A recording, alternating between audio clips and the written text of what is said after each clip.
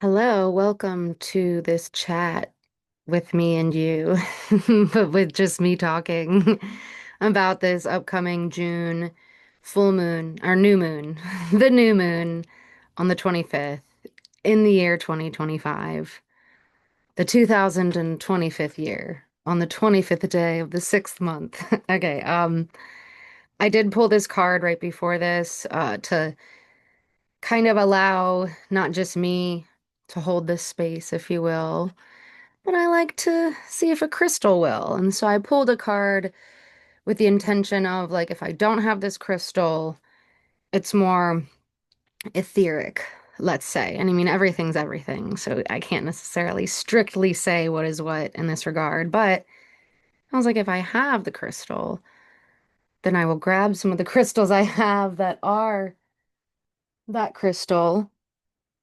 And you'll be like, oh, so pretty. I love it. But also it can act as like this space holder, a guardian of sorts. Like you could say a less bias than my own self, space holder, facilitator. It's a stone of transformation, helping you get through big changes in your life, such as a moving or career change. It is said to stimulate your imagination, to promote psychic abilities, and help treat disorders of the eye and brain. And here the affirmation says, I welcome transformation into my life. And I think I mentioned it on the last video. I don't know where I just put that piece of labradorite, but I do have two pieces right here. I don't know if you'll actually be able to see the flash a little bit. It's like a fruity pebble. This one, it's got all sorts of colors. All sorts of colors. This one is more of a blue tone. Ooh, ooh, ooh. So yeah, that's kind of the obviously idea though with the labradorite and the flash is that it might not be always that easy to see. And even like person to person looking at a stone, they'll be able to see different things in different light and darkness. And so it's like the layers and layers built upon a foundation of lattices of light. And so you could play around with parts of yourself that you hide or that you can't see, or like me, I feel like others see me in a way that I'm like, really? Me? Oh. So like there's something to opening up to that. And I think I mentioned it on one of the last two videos that I recorded and shared here, that I call it Mad Hatter times.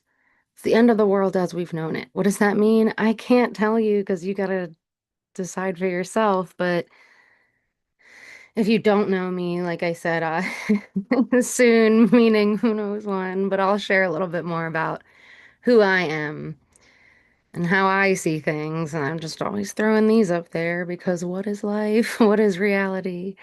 Um, but no, I feel like labradorite is a good crystal for this energy. And I think it's great to see something as beautiful. Even things that are like, oh, I don't love this. Beauty can exist all over in all ways.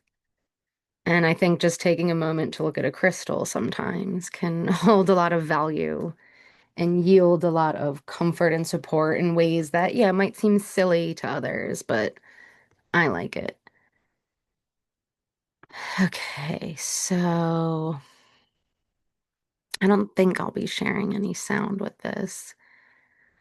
So the new moon for this month is on the 25th, and I'm over here in ET, Eastern Time. Right now we're in daylight savings time, and we'll be at 6:31 in the morning.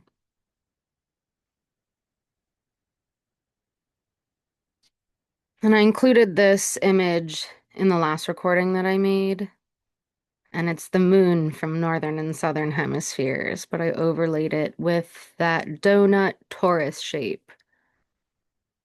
Because don't you feel like people in many places and ways are talking about some type of split, even bifurcation, which I can see, but I also see this.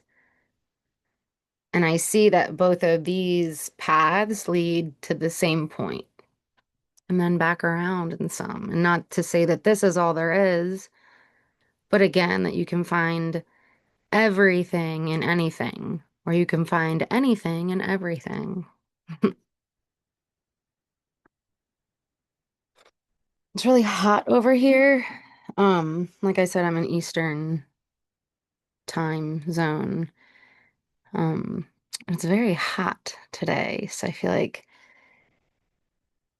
not that it's hard for me to breathe, but been outside a lot today, and I feel like there's some tree allergy or something that I don't usually have an issue with amok. So bear with me here as I catch my breath at times. And I mean, honestly, yeah, I guess I could say it's not that I'm out of breath. I think I have like a POTS, the postural orthostatic tachycardia syndrome.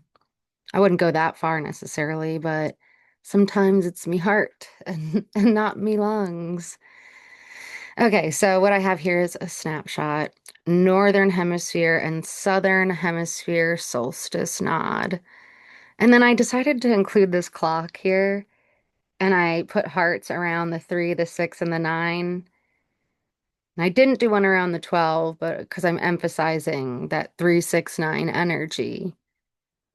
And I think a clock is a good example, and astrology as well, to a degree, when we're looking at different ways to measure this reality and this plane, and how oftentimes, not all times, people look at things from left to right or in a certain linear order. And you could see this clock as a sphere, and some might want it to go that way of the order of numbers or that way, clockwise or counterclockwise, but nothing is necessarily 2D here. And so within this timing and in this recording, I want to honor that energy in that there is an unfoldment, or you could say an I don't know, even not an enveloping, but like an open enveloping envelope, a flowering, an expansion, where we can see things that have been supposedly perceived as lower dimensional. And I don't mean in quality, I literally mean like I'm looking at this laptop screen and it's like this.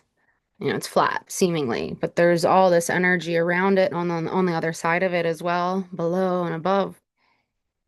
And so there's a lot going on that hasn't been acknowledged, let's say, at yes, holding those anchor points of all that is. Because I do believe you can find everything and anything. So there's actually a lot of layers here because I also could go into like cosmic clock stuff or just um I guess I was about to say something that's really just a me thing, so it might not make sense to anyone else. A heart clock it. I'll just say it. A heart clock it. Like a locket, but a clock. A heart clock it. There's something to the ancestry that has come before us and the things that people have done where sometimes people could exclaim that they are the ones like breaking chains or they are the ones doing so much or undoing so much. And I think that this current unfoldment has taken a very long time. And it doesn't need to be like, oh gosh, time is so slow, day after day. Like, I know that. I'm just saying that it's actually a little bit like this flowering, where it's a little bit more multidimensional in that you could say, oh, everything's moving and time is moving. Or time is stationary and our consciousness moves at different pace in the way that we perceive and experience it. You could say both or none of it. I don't know. So looking a little bit more at what a season is here, we have astronomical northern hemisphere, that NH summer, astronomical southern hemisphere, the SH winter, from the 21st of June, which was yesterday from me filming this, and to the 23rd, kind of like the 22nd, 23rd of December. I mean, September. So we are at the beginning of this astronomical season. And then you see the meteorological northern hemisphere summer and southern hemisphere winter is June 1st to August 31st. So we're 3 weeks into that. meteorological one. And then we have the solar or Celtic, northern summer, southern winter from May 1st to July 31st. So we're actually a month and a bit away from the ending of that Celtic season or solar season. And then the upcoming season after that will be the Northern Hemisphere autumn and the Southern Hemisphere spring. But here we're just taking a snapshot at the astronomical 22nd of September to December 22nd. So I'm not listing all of these out because I think one is more right than the other. I am someone who likes to include a lot of different perspectives. So if that's not your thing, you might not like what I'm doing here, which is fine. But in fact, when I say like a heart clock it, there's a perception beyond all these frameworks that exists, that has been in our lives, that has been supporting us. And yet sometimes it does take that like direct acknowledgement and recognition for something to flower in a different way.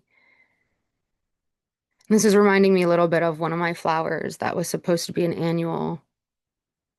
And then okay, I feel like I always get that as soon as I said it. I'm like, perennial, annual, which one's which? How do there's certain things that just will never seem to stay in my mind. Other things, like I'm gonna info dump on someone for 3 hours about something, like tree sloths. But like tarot cards, their meanings never stay with me. Maybe some, but like it's always like everything's changing and everything's different. But then perennial and annual, I know it's per annual. Perennial, annual. But what I'm saying is, I had some flowers come up that weren't supposed to. But like, what do I know? Even Big Garden has taken over, if you know what I mean. So there's something to the feeling that is the knowing that like kind of what I'm saying is like I am not for everyone. Maybe neither are you. Oh, I did want to note that I included a sunflower here. And it's cute. In this picture, look, there's stars. Isn't that cute? Okay. A current moon cycle is ending as another begins with this new moon. So I crossed out these dates that have already passed. We have the new moon that was on May 26th, first quarter, June 3rd, full moon, June 11th, third quarter, June 18th. That is like as basic as we can get with summing up the cycle into those four phases. And there's more than that. But like I said, I like to look at things from different perspectives. So, we have this new moon starting June 25th. The first quarter moon will be on July 2nd, and this is Eastern Standard Time, so it might be slightly different depending on where you are. The full moon July 10th, and the third quarter the 17th and, or 18th of July. Uh, I won't I don't need to read this third column, but I just wanted to give you a snapshot of these moon cycles because when I say beginning, you don't have to look at it that way. You could be looking at the beginning of July as your next cycle, but we're looking at the new moon as the beginning of the typical moon phase as it moves through different relations with the earth and the sun. And you can use that as an infradian calendar if you want, whether you are a menstruating human or not. Um, I guess I'm like looking at my cat when I say that. I don't know why. Bob, if you want to use the moon cycle, go ahead. Although I think my cats get a little wild during the new moon and the full moon, so they know what's up anyway. But I guess what I'm saying here is that it can be fun maybe for you to utilize like this 28-day cycle to frame some things going on in this current time space. But like I said at the bottom here, take this all with a grain of salt. I made this little image with these eyes. June new moon, a time to stargaze. So like in the beginning page that I showed you, that dimness where we don't see the moon during this timing, This is just from I think Star Walk. Oh, hold on a second.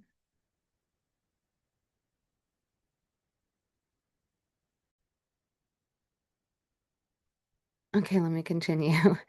Um, so these are just from Star Walk where I listed the hemisphere, the northern hemisphere and the southern hemisphere, and the timings supposedly in the sky that you can see them. I don't know. Southern hemisphere people, let me know if you're a stargazer.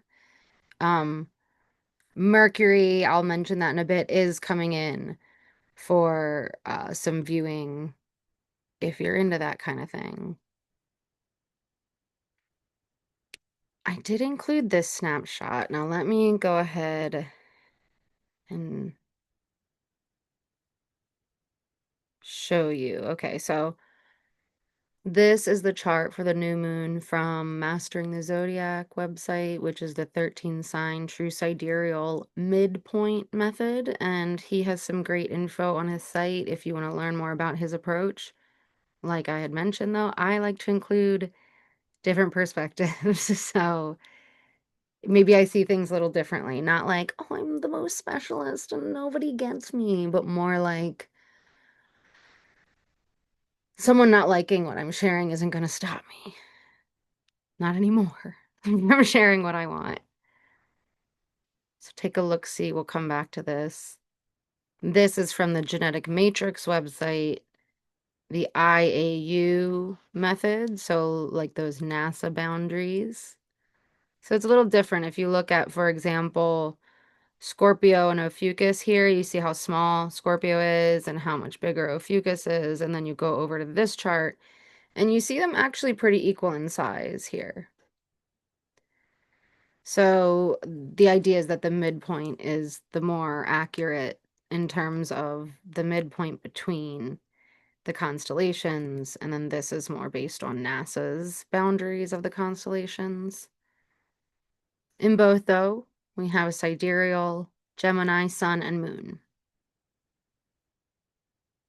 And I included this human design snapshot.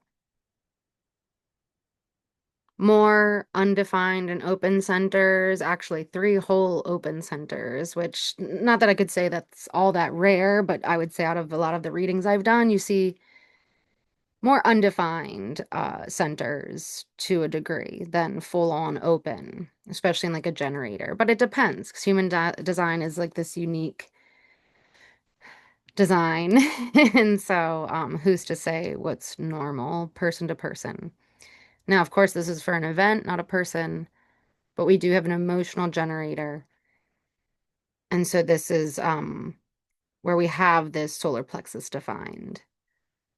Someone who is riding the emotional wave, or you could say the new moon is riding this emotional wave, seeking a calm clarity, like a, yeah, that's what I like.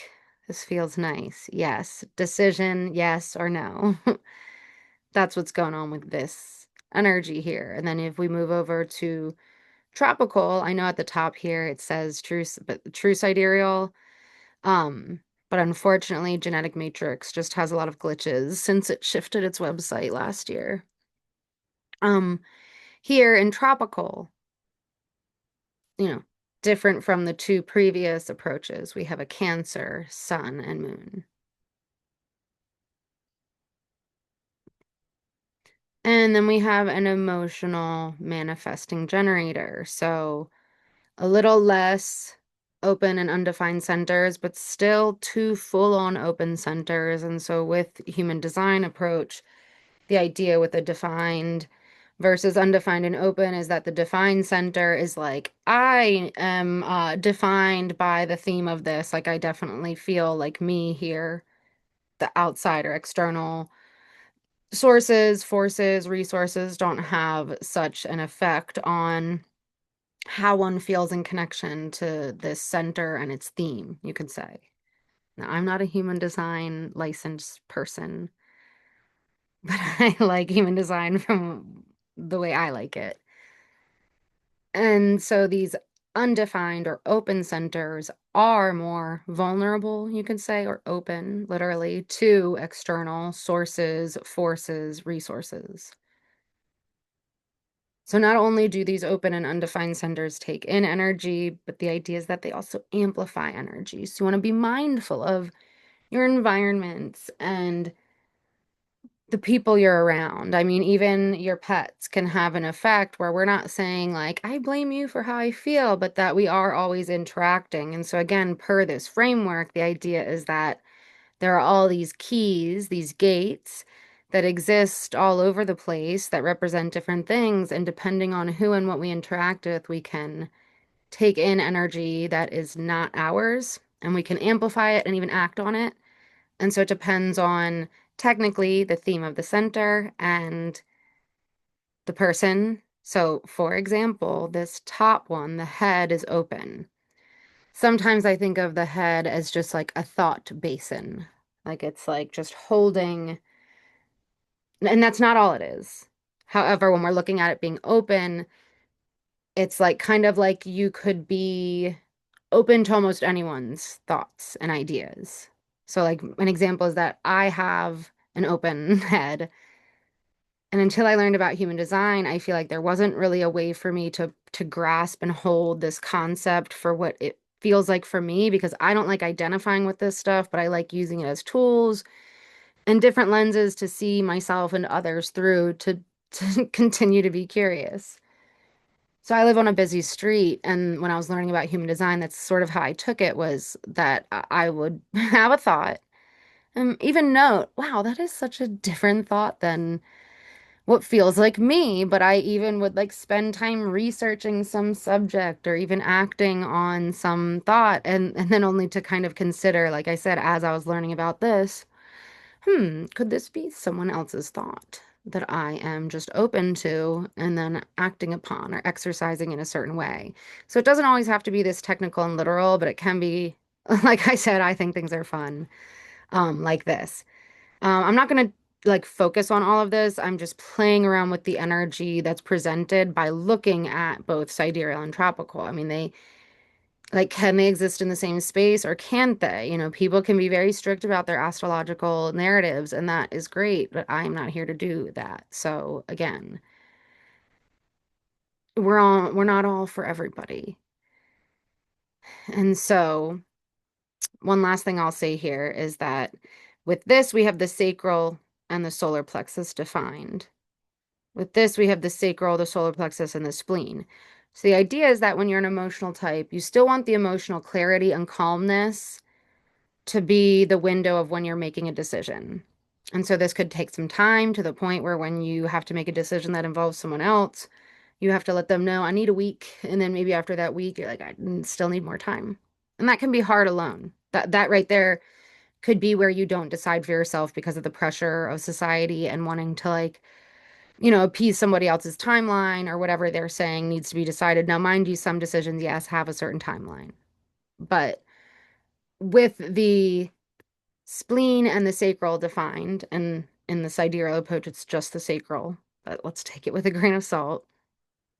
The idea is that your spleen and your sacral would immediately go off when presented with a decision, even if you're an emotional type, because those two are defined. So it's okay if you don't understand everything I'm saying here. Just play around with this energy. You want to not be mad and make a decision because you're mad. And then when you're in the thing, in the result of the decision, be like, why did I fucking do this? Or why didn't I say yes? You don't want to be sad. You don't want to be emotional while making a decision where you're feeling the highs and the lows, but you want to allow yourself to feel them while you're sort of waiting almost, because it's not all about your mind. For that emotional clarity, that aha, this is peaceful. I feel good about this, whether it's a yes or a no. Can't all be like that, but the idea is that until you get there, immediately when you're presented with a decision, the sacral is like, uh-huh or uh-uh.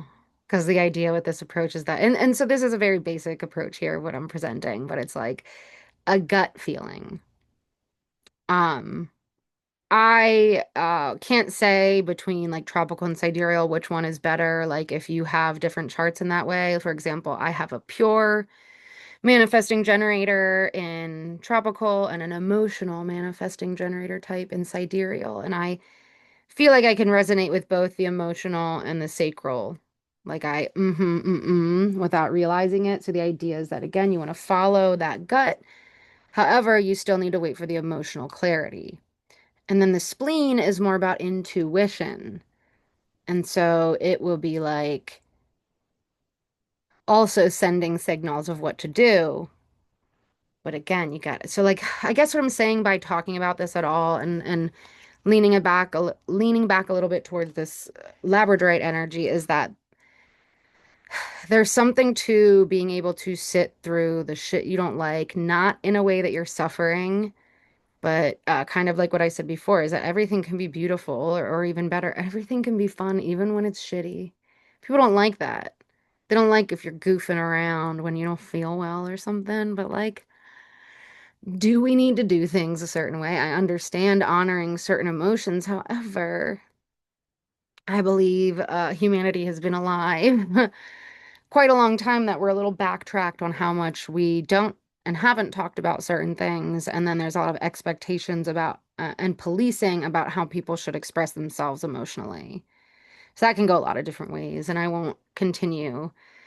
And I'll come back to that where I put all three of those charts next to each other. But I was just mentioning here that we have a sidereal 4-6 emotional generator. So the 4-6 and a really easy basic snapshot is like weighing the head and the heart, having the genius outlook to say to someone, why the fuck are you doing it like that? However, weighing the head and the heart to go, is that how I should say that though? Maybe even though I know like this perspective is like so clear to me, if I present it a certain way without any heart, it might not be delivered in the way that I'm meaning to be helpful or whatever, expressive. So again, that's with the Gemini sun and moon. And then we have the 1-3 emotional manifesting generator. And so with the 1-3, this is like wanting to ask certain questions and experience things for themselves in a certain way. So I think that fits with the Cancer sun and moon way, where there's a certain kind of intuition, but there's also that investigative like willing to ask certain questions or take their time in certain ways because yeah, they need to experience certain things for themselves. So again, these are very basic snapshots and I can talk about this stuff maybe a little bit more if people want me to or if I want to. But again, I am sharing it from my lens and what I've gleaned over the years and not necessarily what I guess I'm like, I don't know what's right and I'm not trying to be right. Okay, we have 13 sign true sidereal terms. So with IAU, we have the South Node in Virgo, Venus in Taurus, and Chiron in Aries. In midpoint, mastering the zodiac, that first chart, we have South Node in Leo, not Virgo, Venus in Aries, not Taurus, and Chiron in Pisces, not Aries. If this is confusing, it's okay. Don't worry about it. In 12 sign tropical, these same placements, we have South Node in Virgo, Venus and Taurus, and Chiron and Aries. So this is like a bridging of sorts with the IAU 13 sign true sidereal and the 12 sign tropical having these similar signs. It doesn't always work out like that. And so I don't believe in the coincidence of this. So there's something converging in a certain way, kind of like for years, people were talking about timeline splitting, and I was feeling like actually they were coming together, and it was confusing and uncomfortable. And I still feel that way to a degree. It's just that as that happens, we all sort of turn on and off in different ways. And so as certain shifts occur, we also change while we're in the midst of them, and that can be confusing in ways that are just hard to even express or describe. The new moon in relation to the menstrual cycle would be the menstrual phase, and this is the recharge phase. Let's come back to this. Oh no, we'll talk about it now. So I don't know if you could see it, but oh, I think I can make myself small. I made this heart that's glittery with lightning coming out of it.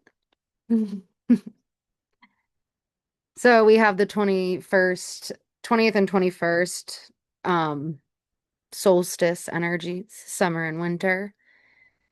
On the 22nd, that's today, we have the moon conjunct Venus. And I believe that was closer to the dawn, that was more exact. So there's a new dawn, there's a new day, and I'm feeling good.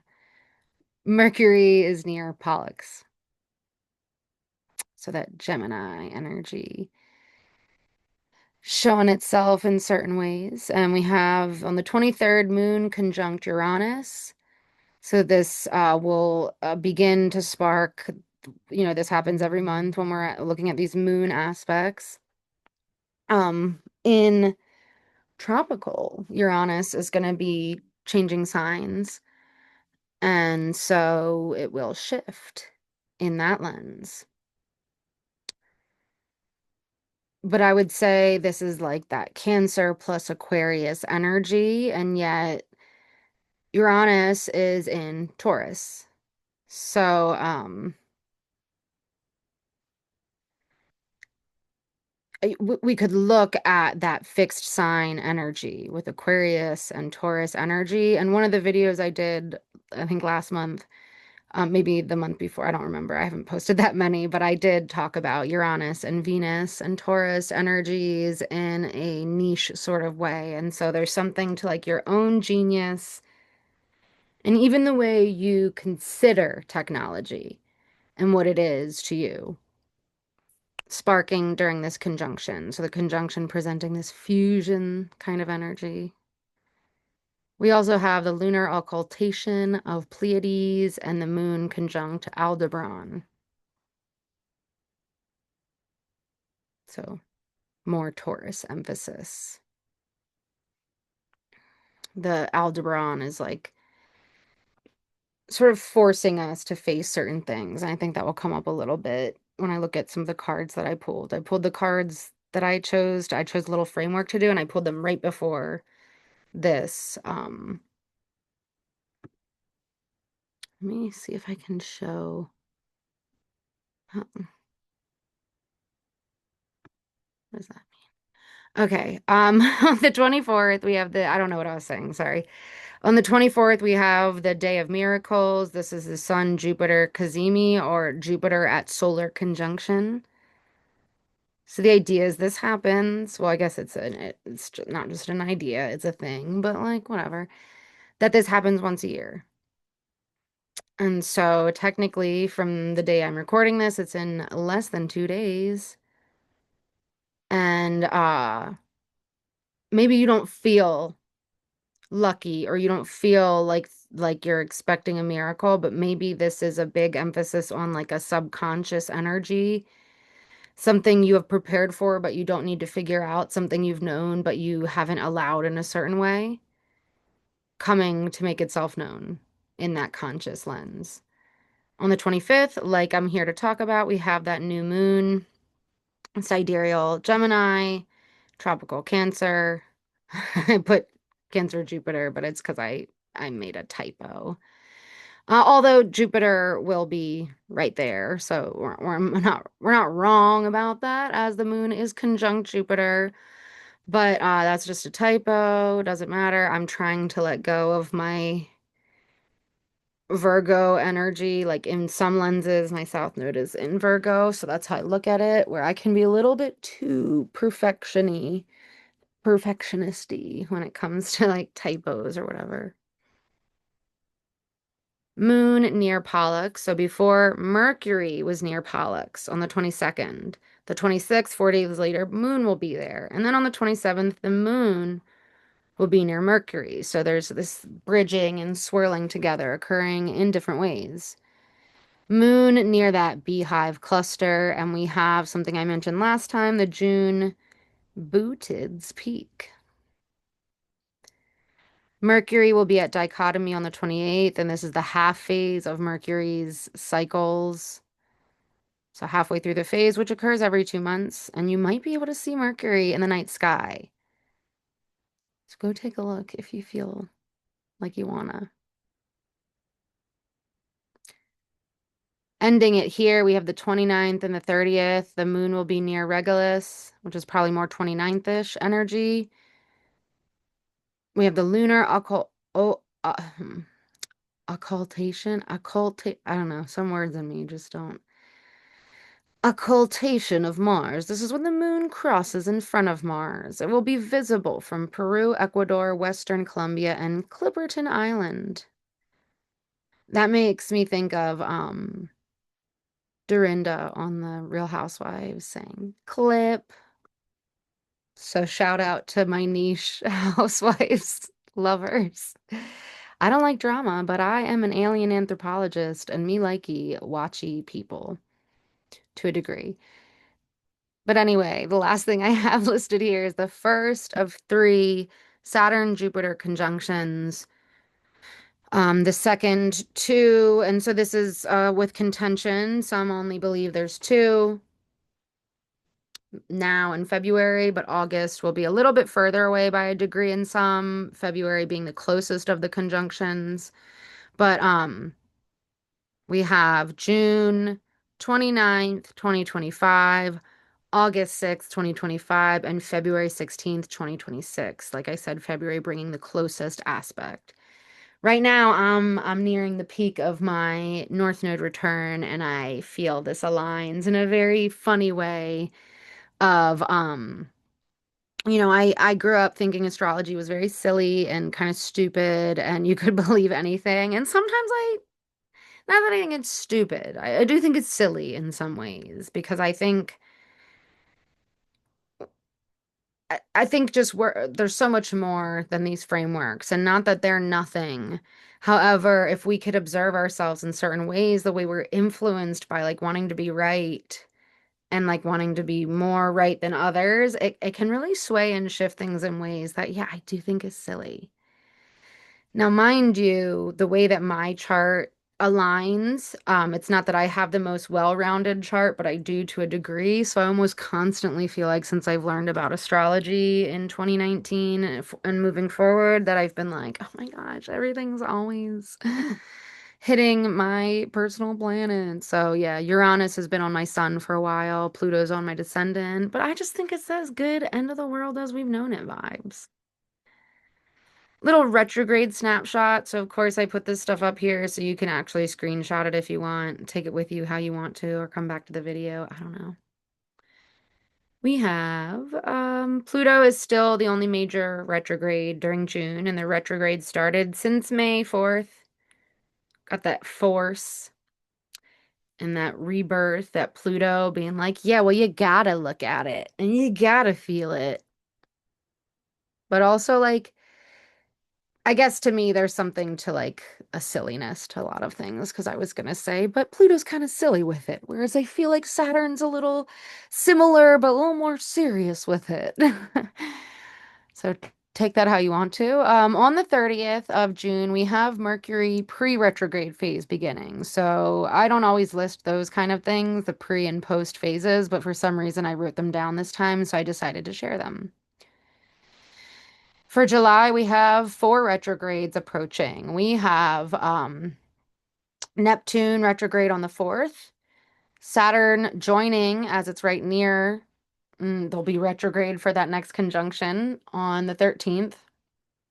Well, the conjunction won't be on the 13th, it will be in August, but I'm saying that Saturn will join Neptune in retrograde motion on the 13th. That Mercury retrograde begins on the 18th, and then Chiron retrograde begins on July 30th. So some typical-ish dates for these retrogrades, depending. And then we have, I know I listed it twice there, but I just changed the rows because I like colors. And I made a typo, apparently. Whatever that means. On the 11th is when the Mercury retrograde will end, and on the 25th is supposedly when that post-RX phase ends. So going back here, whoops, we have August 6th. So while Mercury is still retrograde, we have all these so for the next Saturn Neptune conjunction in August, we'll have Pluto, Neptune, Saturn, Mercury, and Chiron all retrograde. So there's something to not identifying with all of this, and not everybody likes looking ahead. I don't care, not to be mean, but like, let me do my thing without someone coming in to rain on my parade about how I see things. I could just talk to myself and I'd be fine. But I just know there's some people out here who get, we see each other. I promise I won't always be referencing the housewives, but maybe I will. I don't know. And maybe that's what you don't like, or maybe what you love.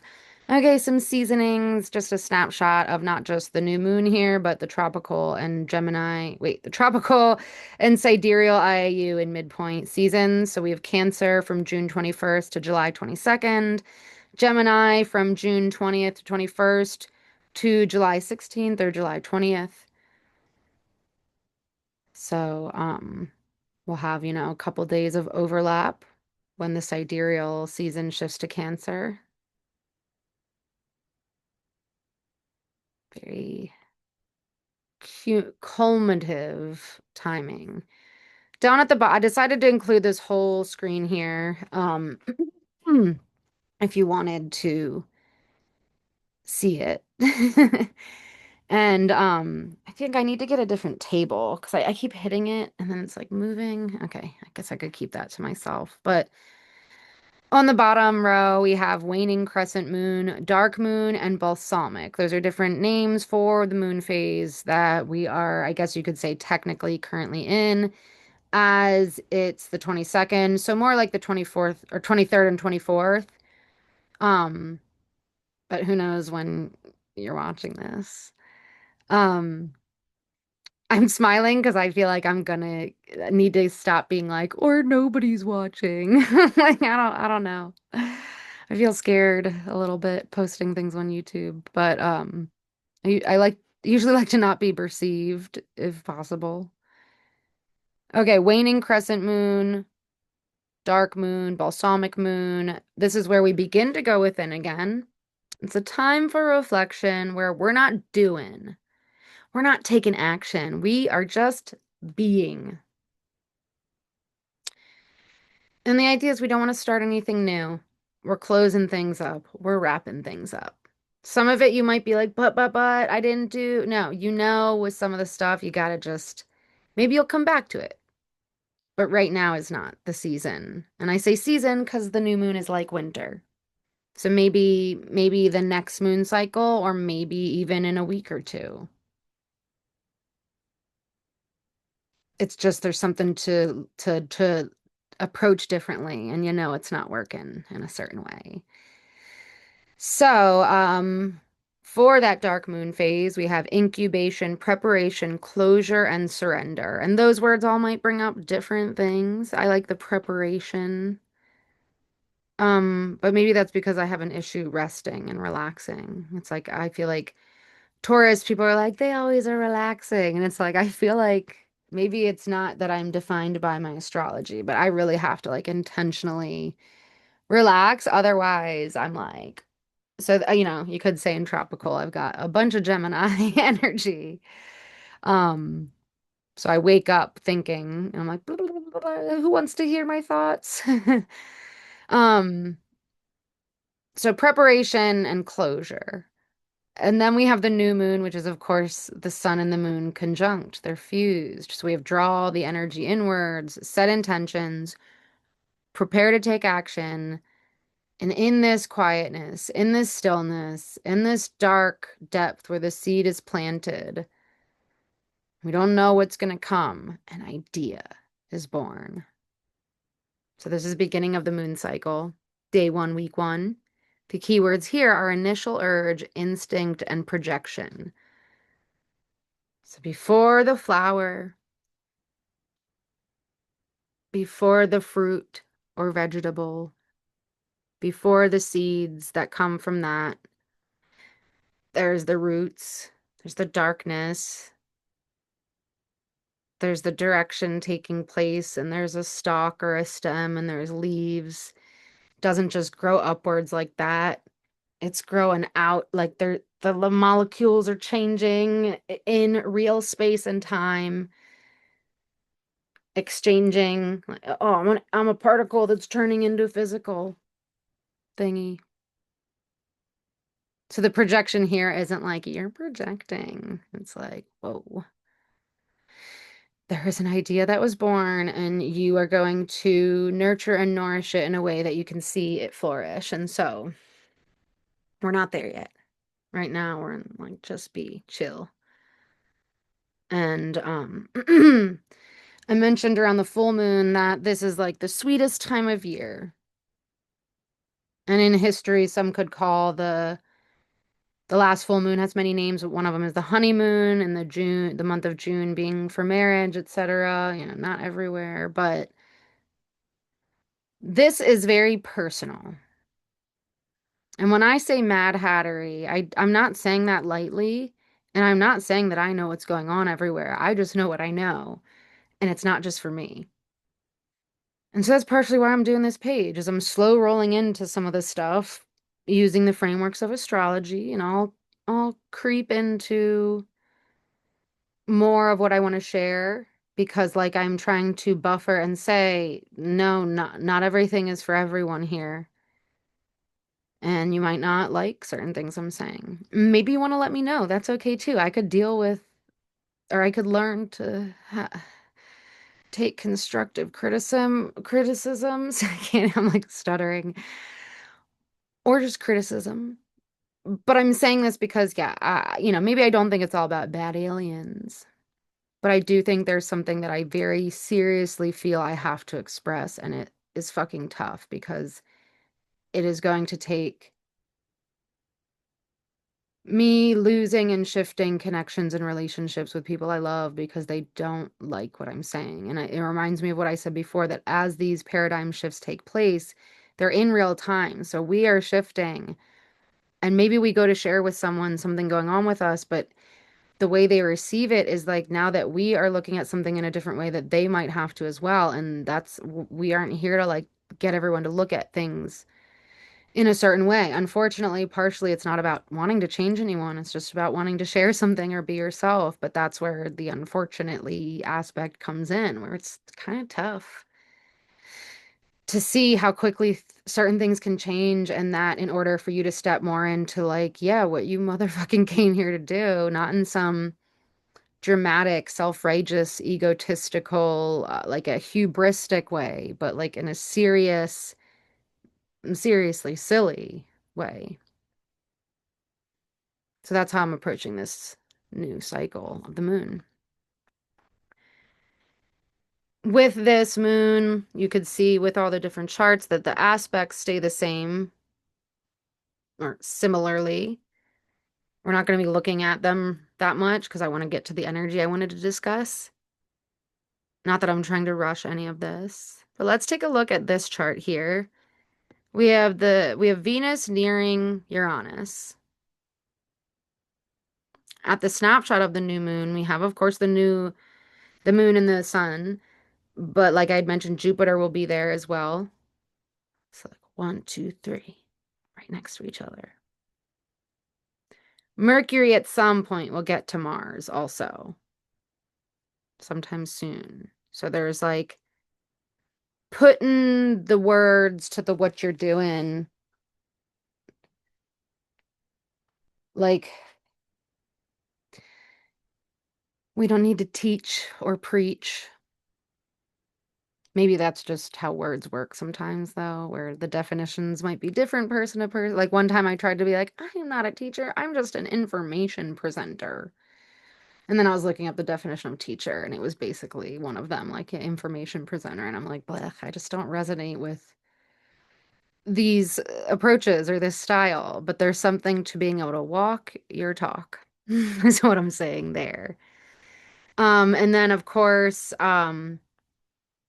at some point, Mars and Mercury will both also meet up with the South Node. So, South Node not just being like stuff you got to let go and leave behind. No, these are like foundations that you have been blessed with abundance in certain areas. For me, this is my actual South Node return as well as my North Node. And in this approach, yes, I have a Pisces North Node and a Leo South Node. So, we will be moving into that this summer. Right now, we're Pisces North Node, Leo South Node before the North Node switches to Aquarius. So, like, there's something deeply spiritual you could say about Leo that doesn't get acknowledged as much. And people will talk a lot about being on stage and getting all the attention and being flashy, but like, there's a big honoring what like eternal youth is.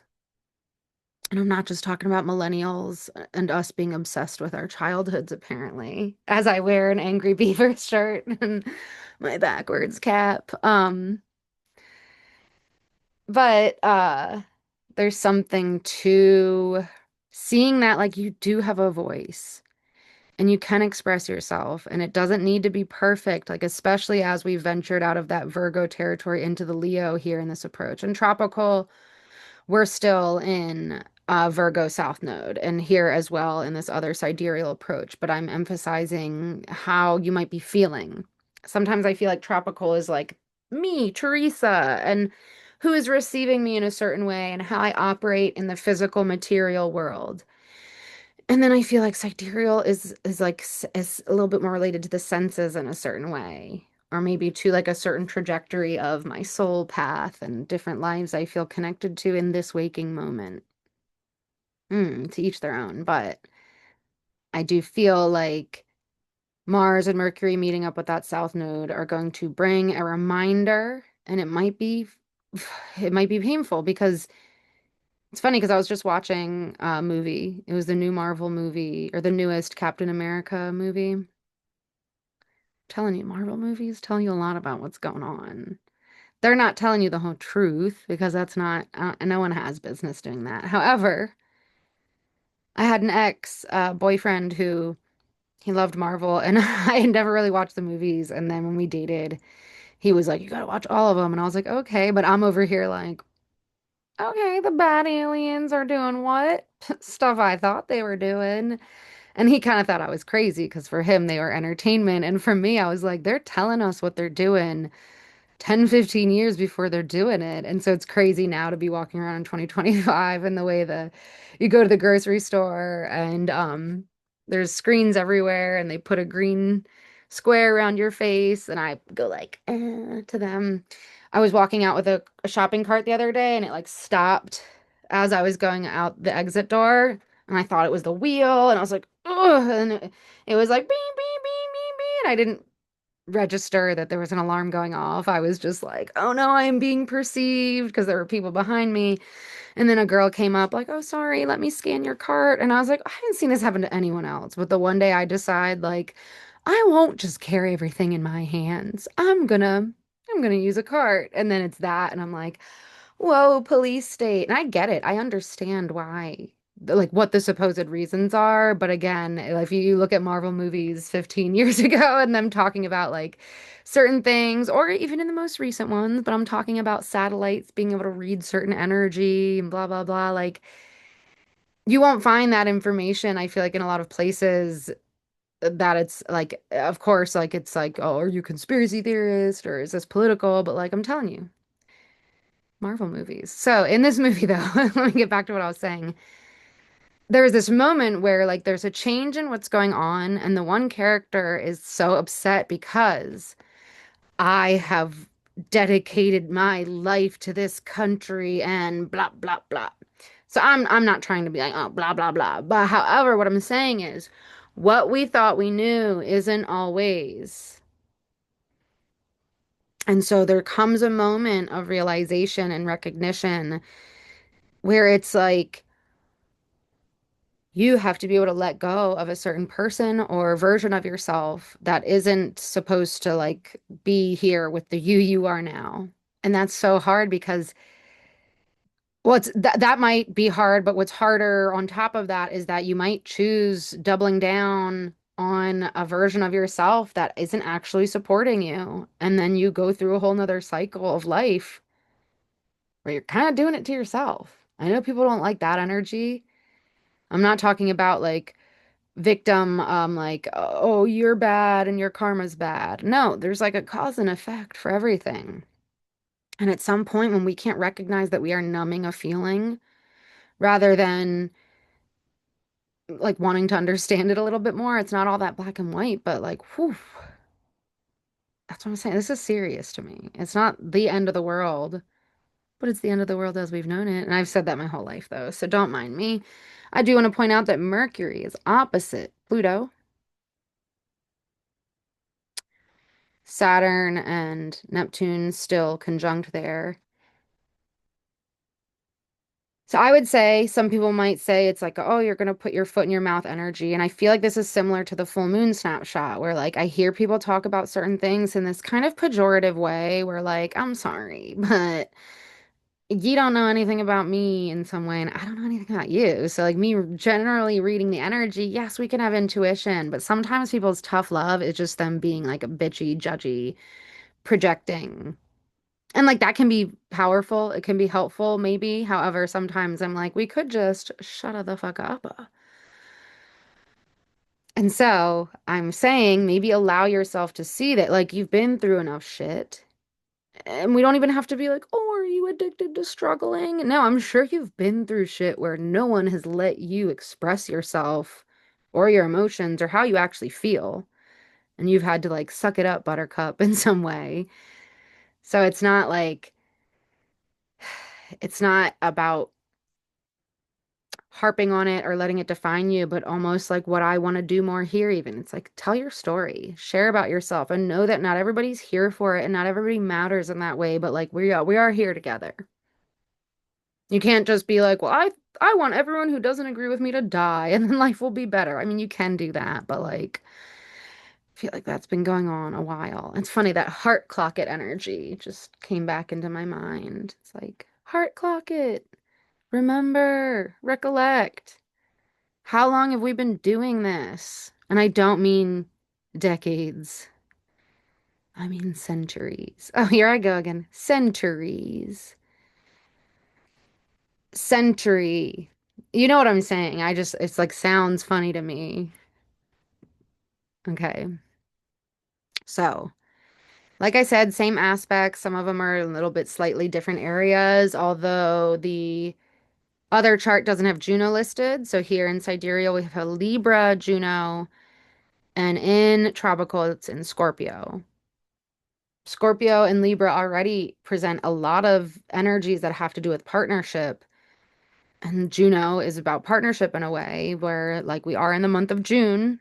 So I really feel like this is more of,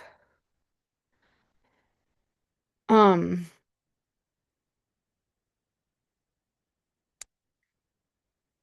like a shattered, fractured heart mirror fusing back together. I feel like I wish if you can just telepathy, image, song, light beams and lattices. And it makes me think of, I don't think I have it accessible, but there's this drawing I made that I have them all over my room and all behind me, but of a heart mending. And I drew all the like the fibers. And now that makes me think of like fiberglass, fiber optics, the chambers of the heart, the oracles of the heart. And like, so, but, maybe a little bit more than I could put into words, but it's kind of now or never. I know, like, it's like, oh, every every moon cycle, astrology people say, like, this is it. This is the one. I'm not saying that. I'm saying you can feel it, and I've just felt a certain way about this month for a long time. Makes me a little nervous, the feeling I have.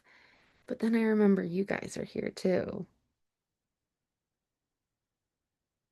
So you're not alone and you're not going to do it alone. But there's something about that, like, let's say, like the Eros Gamos energy with that marriage energy. And it's an energy within. And it's also like the recollection of what I said. How many lifetimes are we going to do the whole like religion, government? Oh, the judgment day is coming. And like, do you see that 111? That's fine and dandy. But if you actually recollect other lifetimes, and I'm not saying that like that, my mom does not like when I say that. I'm like, you don't even remember other lifetimes. Not fun growing up recollecting other lifetimes and being called crazy. However, it's more important than me caring about people thinking I'm crazy to just recognize that even if you don't clearly, vividly recollect it, you feel it. It's somewhere in you. And I'm not here to tell you about yourself. Like, I know what your path has been. I'm just thinking maybe this helps align more whether you like what I'm talking about or not. So maybe you're like, screw you, bye. That's okay. Um, or maybe it's not okay. But also, there's something to recollecting other lifetimes and being like, whoa, we've done this before. And sometimes the feeling of something feeling familiar from another lifetime is just that energy where, like, there's a pandemic or there's a thing. Yes, the internet's great, but there's been telepathy and other ways to connect for forever here. Has everyone been open to them? No. But there is a path to going, hmm. Am I gonna fucking ride this cycle again or go, I need to wake myself up out of it? And I know maybe you've even had a dream or a daydream, day or night dream, where you feel like it's you calling your own name to wake up.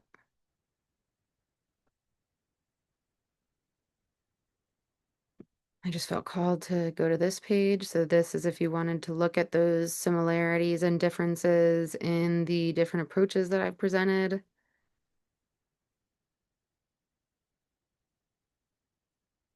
I know last year someone posted about how if you're still sharing about tropical and sidereal, you're just trying to make money.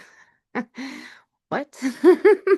Isn't it crazy how people who are literally like being like, pay me for my subscription on this and this date, but then are obsessed about the Gregorian calendar being evil? And I get it. However, I think there's more nuance to something being decided as some force that we have all succumbed to that's evil. And that's fine. I feel like I keep saying that. That's fine. But like, you know what? I'm not even gonna get into it. I'm just gonna say I like to share what I like to share. And if you don't like it, mm, are you hearing me? Are you listening to yourself? The ability to listen to someone, to hear what they are communicating. This is a feeling, and not just about the volume of one's voice. We all have the ability to hear in a multidimensional sense.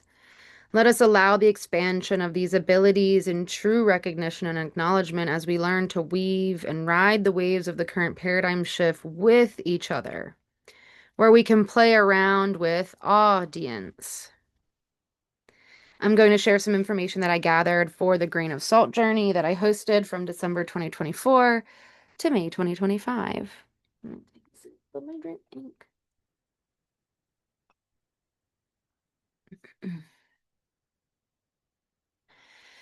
Sense. A sense is a biological system used by an organism for sensation, the process of gathering information about the surroundings through the detection of stimuli.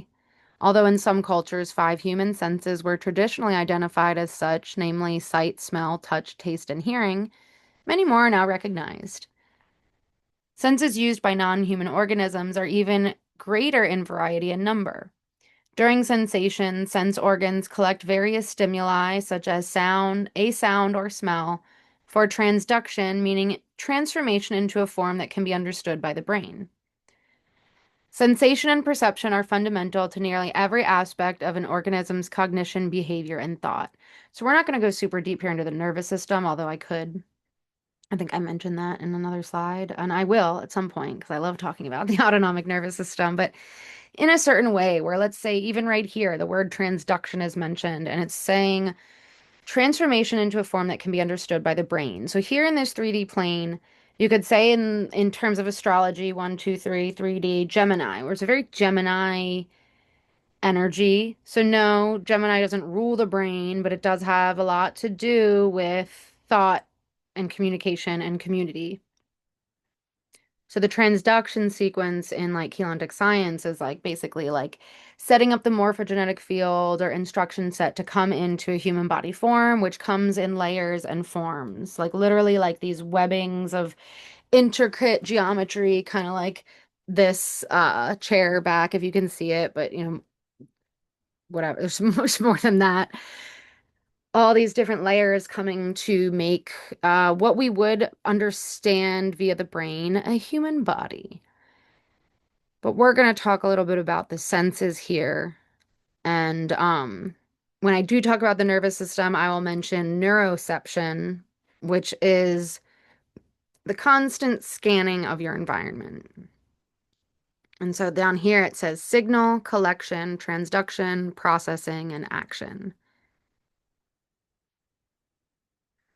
Very simple way to put this also could be like you step on a pin, like ouch, like a sharp pin, and your skin is like ouch.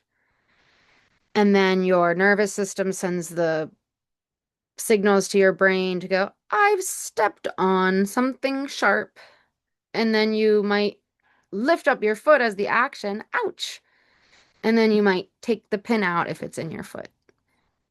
That's a very basic example there. But this is like, consider that it's not just from conception onward, and maybe even that like the egg didn't choose the sperm, you did.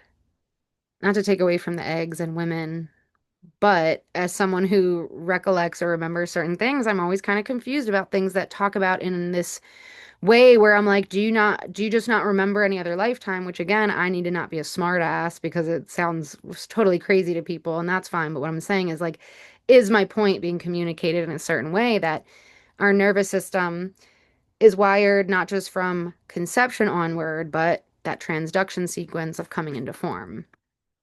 So we'll talk about that more another time too, I guess. I will share more about the autonomic nervous system at some point, but for now, let's just dip in and out. So this is a little bit more from Wikipedia. In medicine and anatomy, the general senses are the senses which are perceived due to receptors scattered throughout the body, such as touch, temperature, and hunger, rather than tied to a specific structure, as the special senses vision or hearing are. Often the general senses are associated with a specific drive. That is, the sensation will cause a change in behavior meant to reduce the sensation. In medicine and anatomy, the special senses are the senses that have specialized organs devoted to them. Here we have vision with the eye, hearing and balance with the ear, which includes the auditory system and vestibular system, smell with the nose, and taste with the tongue.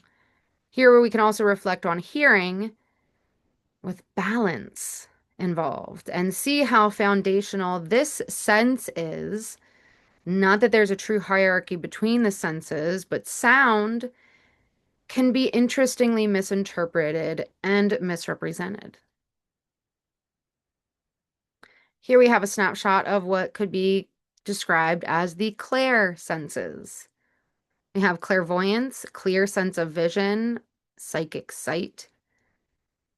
Clairgustance, clear sense of taste, being able to orally detect psychic information. Clairsalience, which I also call clairsmellience, clear sense of smell, being able to nasally detect psychic information.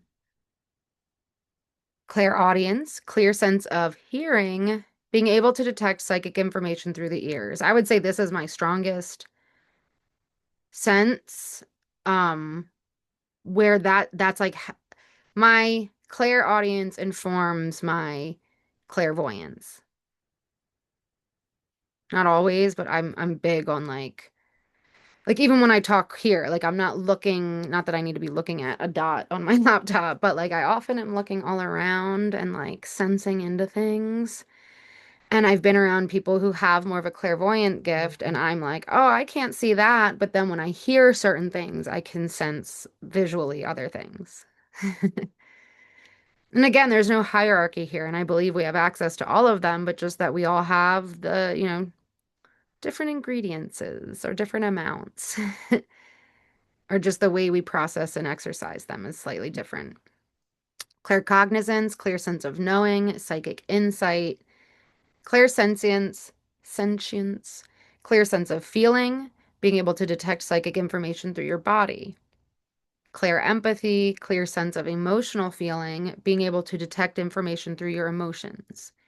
And clair tangency, clear sense of touch, being able to detect psychic information through your hands. That one has always been kind of confusing for me, but I just know I've freaked people out by asking questions that I just, before I was really aware of some of this stuff, but I knew I saw things differently. It's like I had to really be mindful of like what I was going to say out loud to people because I can feel so much involved in an object that doesn't translate the same way for someone else. But I also think a lot of this stuff is socially policed, so it hasn't been that easy to even talk about. And so that I think when you're feeling policed or constricted, that these senses aren't able to flower in a certain way.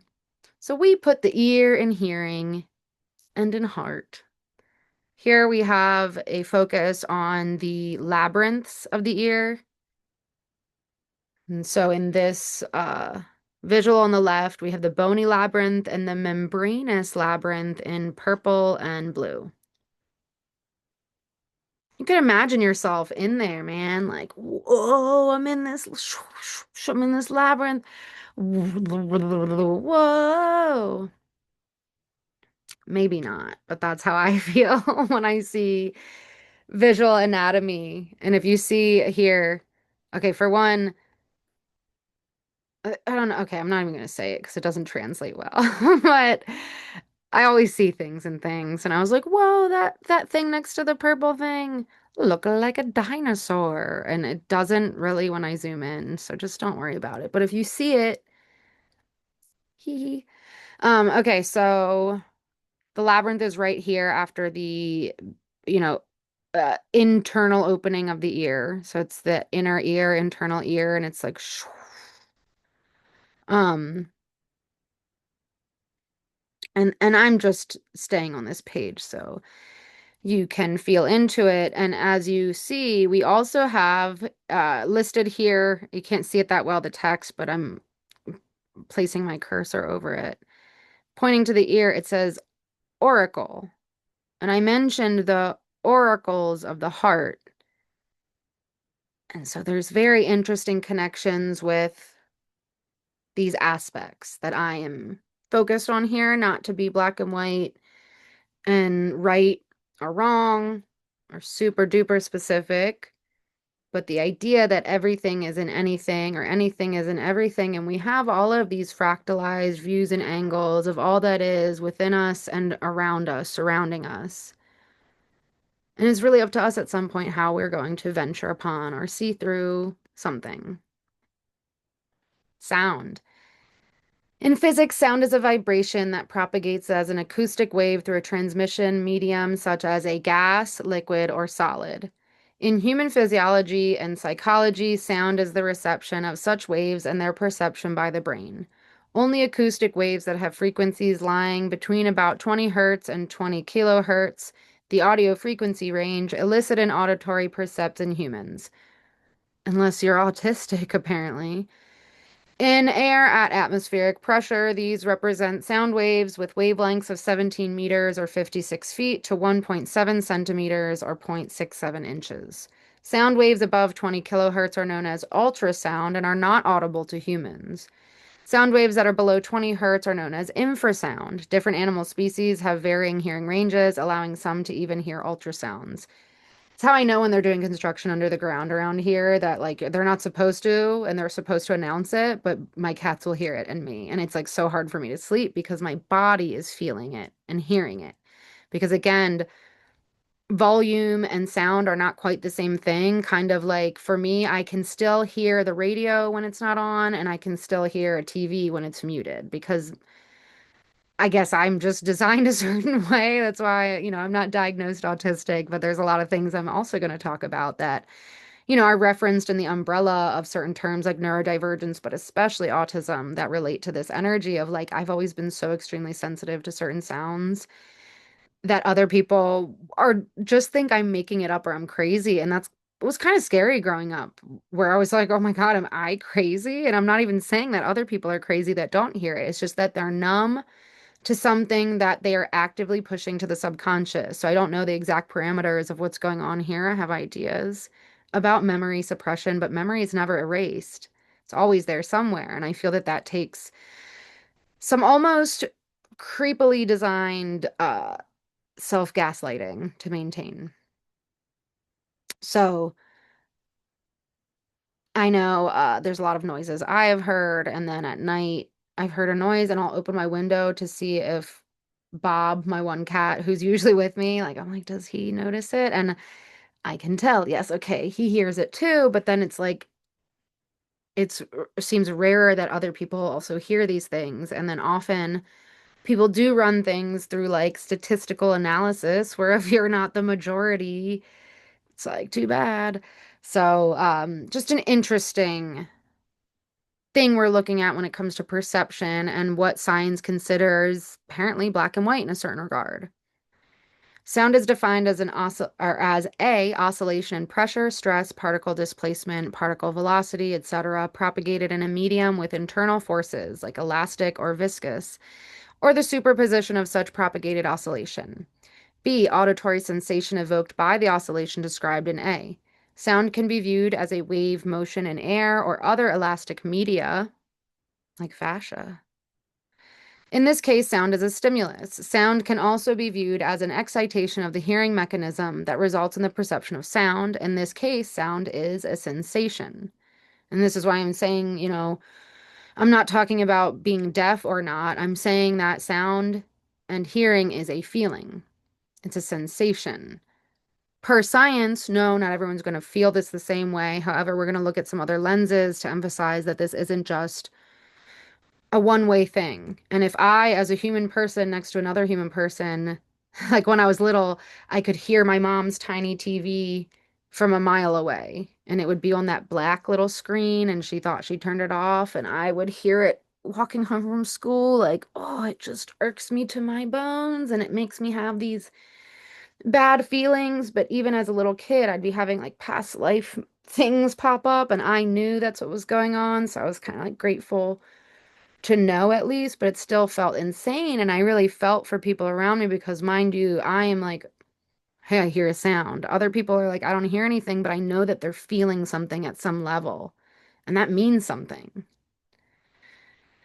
So here I also want to note, like I said, fascia when we're looking at elastic or viscous, but we could also expand to like the whole meta system of waterways in the body, diaphragms, which are the thickest bands of fascia in the body. And something that's interesting is that EDS is a hypermobility disorder, but it's also categorized as a fascia disorder along with some other things. And so when I'm looking at it in this way, autism is also very related to hypermobility in a certain way and Ehlers-Danlos syndrome, EDS. So I'm not looking at these fully from a disorder and disease lens, but what has been suppressed and what is actively societally policed in our everyday lives, even to the point where we will suppress little things that we want to ask or say throughout our days, depending on who are around and how we might be perceived. And again, there's an ultra sensitivity that is described with autism that I think is important to note when it comes to, yes, I love science. However, it's often about proving stuff. And I think until we can step out of some of that, not that I could generalize science, but what I'm saying is there's not so much a disorder in certain ways. It's more like the what we have built here is disordered. So it's almost like the neurodivergent people are actually more typical. So when we're looking at this sound medium being elastic, there's a lot of things I'd like to discuss in the future with all of that when it comes to fascia being like a crystalline communication network, but also this viscous liquid pathway that holds emotional memory, not just yours, but collectives and other past lives or whatever. So let's continue though. We have sound and psychoacoustics. Psychoacoustics is the branch of psychophysics involving the scientific study of the perception of sound by the human auditory system. It is the branch of science studying the psychological responses associated with sound, including noise, speech, and music. Psychoacoustics is an interdisciplinary field including psychology, acoustics, electronic engineering, physics, biology, physiology, and computer science. The acoustic Akashic field. There is something called, well, I won't get into it. I was just playing around with the words, and there is the acoustic. So I don't even fully understand this, but I wanted to show it here in case some part of your being is able to read that for your own self of what it's presenting when it comes to this psychoacoustic depiction of audio input and audio output. Hearing is not purely or a purely mechanical phenomenon of wave propagation, but it is also a sensory and perceptual event. When a person hears something, that something arrives at the ear as a mechanical sound wave traveling through the air, but within the ear, it is transformed into neural action potentials. These nerve pulses then travel to the brain where they are perceived. Hence, in many problems in acoustics, such as for audio processing, it is advantageous to take into account not just the mechanics of the environment, but also the fact that both the ear and the brain are involved in a person's listening experience. I, I actually wanted to note when we were on the previous page, there's like the extremely low frequency that you're not supposed to be able to hear. And I went to a chiropractor last year, the year before, and I was like, oh, I can hear that. And I knew what it was, but he didn't know I knew what it was. And he was like, no, you can't. And I was like, you're just going to tell me straight up, no, you can't. And he's like, no, humans can't hear this. And then he tried to like fool me by turning it on randomly, which I could also hear and feel, but I didn't note because I knew he wouldn't believe me. And then he was like, you didn't feel that. You didn't hear that. And I was like, "Yeah, I did actually." And then he didn't believe me. And it's like, this funny little like pride and self-righteousness that surrounds intelligence and people being right about science through statistical analysis. Like I get it to a degree, but like, sorry. So I'm just here to remind you, if you're a freak like me, you're not alone. We are not alone. Okay, let me continue here with the second paragraph. The inner ear, for example, does significant signal processing in converting sound waveforms into neural stimuli. This processing renders certain differences between waveforms imperceptible. Data compression techniques such as MP3 make use of this fact. In addition, the ear has a non-linear response to sounds of different intensity levels, and this non-linear response is called loudness. Telephone networks and audio noise reduction systems make use of this fact by non-linearly compressing data samples before transmission and then expanding them for playback. Another effect of the ear's nonlinear response is that sounds are close in frequency, produce phantom beat notes or intermodulation distortion products. So when I said earlier that hearing is like my strongest sense in a sense, it's been very freaky to hear things that other people don't. I know when I took antidepressants when I was younger, I was so freaked out by the things I was hearing, but then a part of me was like, wait, I'm just hearing me. I'm hearing me in like another dimensional tone, and it sounds distorted because of this medicine that's forcing it to only come through a lower frequency, which would be read as like your sympathetic nervous system being kicked on a little bit more, or what I mentioned earlier that goes along with the polyvagal theory. I mentioned neuroception. So the idea is that their neuroception cues your body into like alert, alert. We are only going to be hearing low or very high frequencies. So this would be to kind of like hear for screams or growls of a predator. We're hypervigilant in this state. Um, and so there's just something to when I heard certain things and then asking my mom and my sister, like, I think I'm hearing things, and they just go like, oh, you're crazy. And I had like no one to talk to about the actuality of like being a multidimensional being and trying to get help, being fed antidepressants. And while they may work for some people, they just amplified certain blockages, you could say, that I already had going on in my energetic bodies that just amplified these dissonant notes that just made me more curious of like, am I depressed or am I just born into this plane where things have been looping for so long that like people are numb in ways that they aren't even able to recognize. And then there's those of us that are almost like housing all the stuff people are avoiding because like it doesn't just go nowhere and not like, oh, I'm a martyr, but more like I guess we all have certain roles collectively. Alone, I am whole and I'm all me in all ways. And then once I introduce my beingness to one other or more, it is us, and the roles shift in a way. And part of that is beautiful, and then part of that, can be very imprisoning in a certain way when you are an ultra sensitive person. So let's continue here. Labyrinth, senses, and honoring the number 12. So mind you, I brought up different kinds of astrology, but I really want to remain true to a part of my path that came from little me who didn't know or care about astrology. The number 12. I've always loved the number 12. And it's not just because, like, oh, I like a number for no reason. There is a reason. And a lot of it has to do with the mechanics of this plane. And so I don't want to take away, and I can't, from what anyone else is saying or doing, but I definitely want to share this aspect from my own lens. We do have the etymology of the word labyrinth. Labyrinth, maze, great building with many corridors and turns, figuratively bewildering arguments. Maze, large building with intricate passages, especially the structure built by Daedalus to hold the Minotaur near Knossos in Crete, a word of unknown origin. Double-edged axe, symbol of royal power, which fits with the theory that the original labyrinth was the royal Minoan palace on Crete. Palace of the double axe. It's like our mind palace. The ear, the internal ear, hearing the heart. Um, but like, there's contention with all of these words and their meanings. But it can represent a confusing state of affairs. But as it lists at the bottom, it's the name of the structure of the inner ear, the essential organ of hearing. Mind you, that says from the 1690s, big shift in the calendars in the 1500s and 1600s. So it's worth noting how the words or meanings and labels, definitions of words shifted in that timing and why.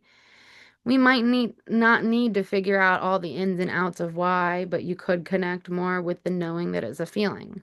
Here we have some, at the bottom it says the Kathara Biospiritual Healing System course, page 98. So this snapshot is from the Keylontic Dictionary, but this is from the MCEO Freedom Teachings. So take it with a grain of salt, but let's mix it in here with some other stuff. So the 12 human senses. Senses, or the apparatus which gives us the ability to sense, are scalar wave arrangements inherent to our forms that translate energy signatures from the unified field into usable data of relationships. 5 known senses, 7 higher senses. In terms of breaking down these sense facilities for structural analysis, such as is done by modern science in identifying the 5 known senses, we will describe the sensory attributes of the higher sense facilities as, now let me see, as what? I guess I didn't put the right page here, but it's because I'm kind of dipping in and out, like I said. So senses are the scalar wave apparatus. Oops, sorry. Scalar or sense, senses are the scalar wave apparatus and their seemingly manifest parts that allow the personal morphogenetic field to synthesize and translate frequency from the dimensional bands of the unified field into coherent perceptual and experiential qualities that give embodied consciousness a translation of its relationship to other forms of consciousness within the unified field. There's some way that we know what is physical and not, and what is sensation or stimulation and not, and it's not all logic in our brain, and yet there's very much so layers that are deeply involved with that. Senses, or the apparatus which gives us the ability to sense, are scalar wave arrangements inherent to our forms that translate energy signatures from the unified field into usable data of relationships. The senses are simply energy constructs within the human morphogenetic field that separate and translate energy signatures from the unified field into sets of experiential stimuli through which the contours of the manifest hologram can be recognized and experienced. The frequency bands or flash lines of Partiki phasing that are blocked out of the personal morphogenetic field create gaps of perception of the unified field through which the holographic picture of space between objects, externalization of form, and separation of self from the unified field becomes perceivable to the organism. So if you don't understand any of these terms, I'm not saying you don't understand because you're dumb. I'm saying if you're not familiar with them, don't allow it to deter you from hearing the rest of the message that I'm going to share before I share the cards that I pulled. It can be recognized that externalization of experiences is a perceptual illusion of consciousness created through selectivity of range within the perceptual field. The true nature of the human sense facilities can be better understood as a pattern of interrelated scalar waveforms that serve to block portions of the unified field so that other portions may be brought more fully into perceivable view.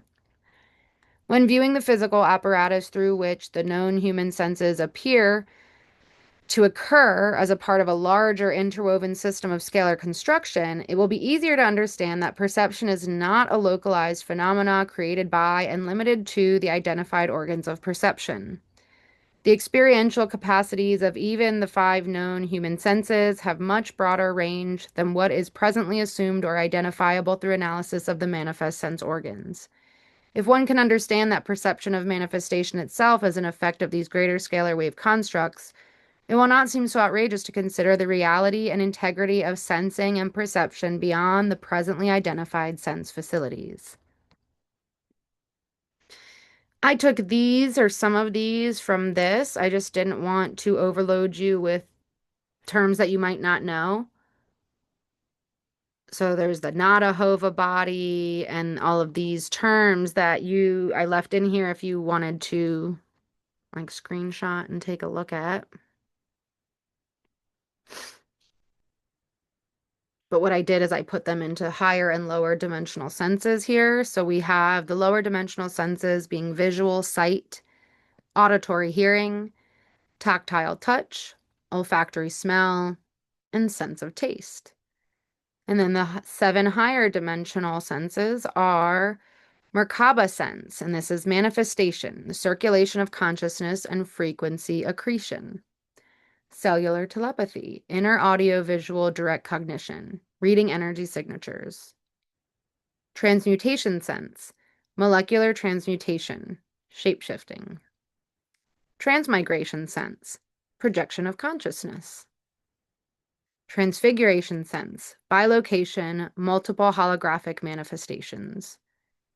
Centrifugal sense, electrical projection, consciousness enters dimensionalization, and electrical projection. Magnetic accretion, consciousness exits dimensionalization. So very, very interesting to consider that there's a lot going on here. Let me see how many. Okay. 1, 2, 3, 4. Should I read all of them? Let's just see. Actually, I'm gonna take a break to use the bathroom real quick, and all you'll see is me stop this for a second, but I'll be right back and I will finish this before I get to the cards. This just might be a long video. I wanted to show you this. Hold on. Maybe I should wait till I don't share my screen. But look at my earrings. They're spoons with drops of turquoise. And then here's my shirt. Angry beavers. That might be how mad ladies get. We're gonna be some angry beavers. Perception itself is an attribute of consciousness and mind. It is the product of consciousness using the facilities of the structure and structures of mind. Perception of manifestation itself through our senses is an effect of scalar wave constructs. So I'll share some more imagery and stuff about this at some point. Every organism has a different configuration of energy receivers called aparti. within its morphogenetic form, building, makeup, and so every organism will have a variation of perception. The frequency bands of flashing lines of Partiki phasing that are blocked out of personal morphogenetic field create gaps. Okay, I read some of this already. Through manipulating the impulse codes, intrinsic, the human body literal reality pictures can be created to the unsuspecting human to perceived. Let me read that again. Through manipulating the impulse codes, intrinsic, the human biology literally, oh my gosh, I can't. Let me just go back up here because I keep thinking that I should have just finished this.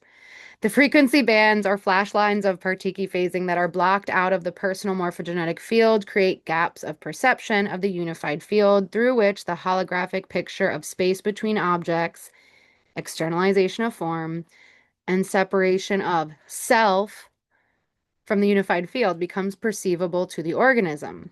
Through manipulating the impulse codes, intrinsic, the human biology literal reality pictures can be created to the unsuspecting human to perceive. This is called perceptual interference. That reads a little funny. Maybe I just read it wrong. It can be recognized that externalization of experiences is a perceptual illusion of consciousness created through selectivity of range within the perceptual field, and the true nature of the human sense facilities can be better understood as a pattern of interrelated scalar wave forms that serve to block portions of this field so that other portions may be brought more fully into perceivable view. And this is why, again, it's very interesting to me when it is described what bad vision is to a degree, and then what is related again to neurodivergence or specifically autism. So there's a lot here. I don't want to reread and reread. Um, the creation and manufacturing of events by means of Kilanta of a particular hologram, so holographic inserts there, as mass hallucinations to make us believe are real. This is the same sentence as before. Through manipulating the impulse codes intrinsic to the human biology, literal reality pictures can be created to the unsuspecting human to perceive. This is called perceptual interference.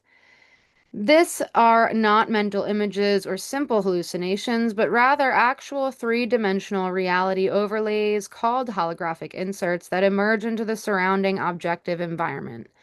These contrived reality pictures can be coded to emerge as past memory or as present three-dimensionally objective experience, present time.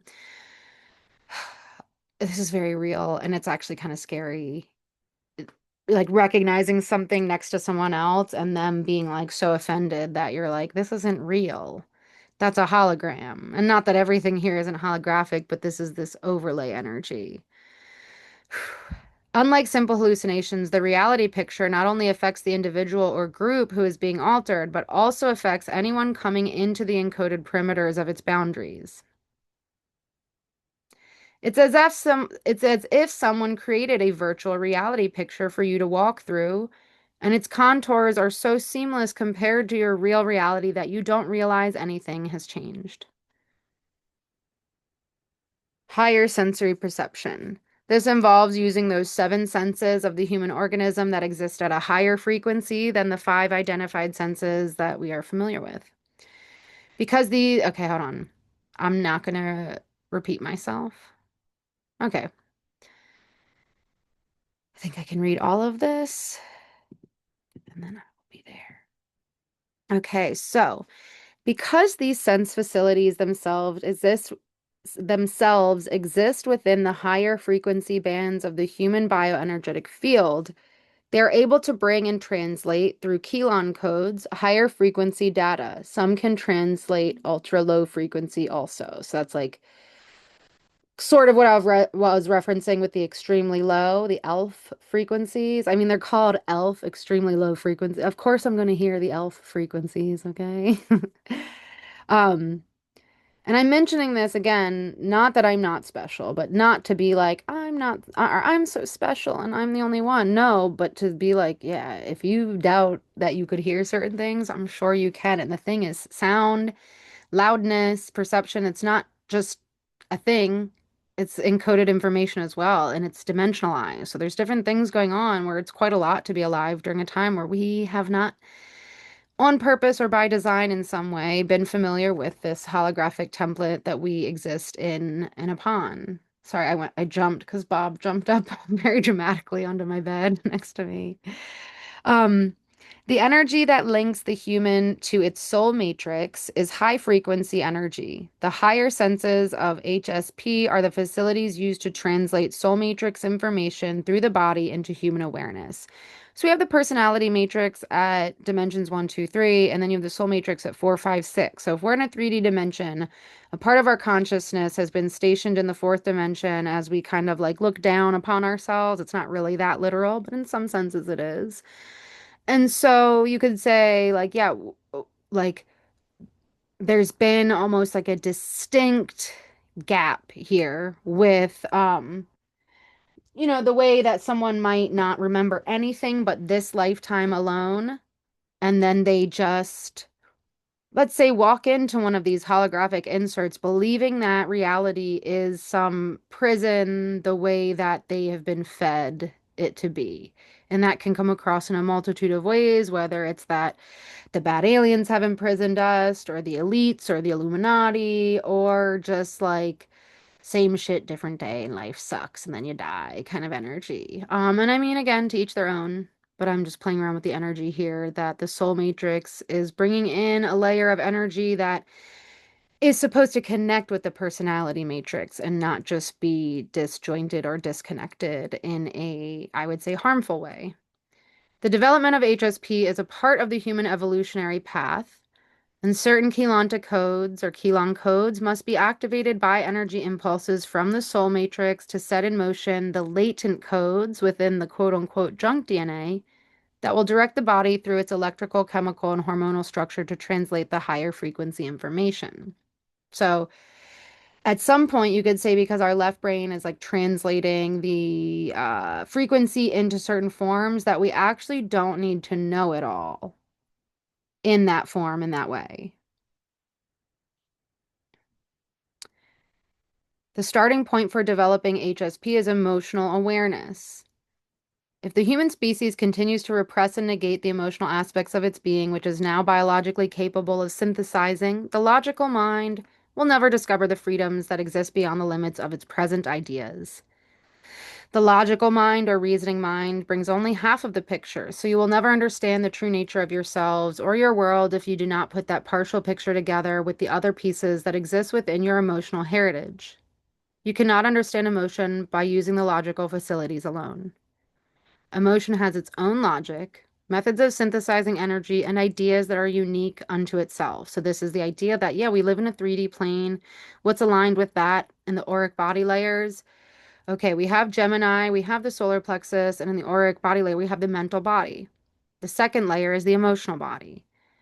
There's something underneath that we've maybe been trying to make sense of that just wants to be felt and understood in its own way. The logic of the mind will bring you to conclusions, whereas the logic of emotions will bring you cognition. This is where the senses come in with human design as well,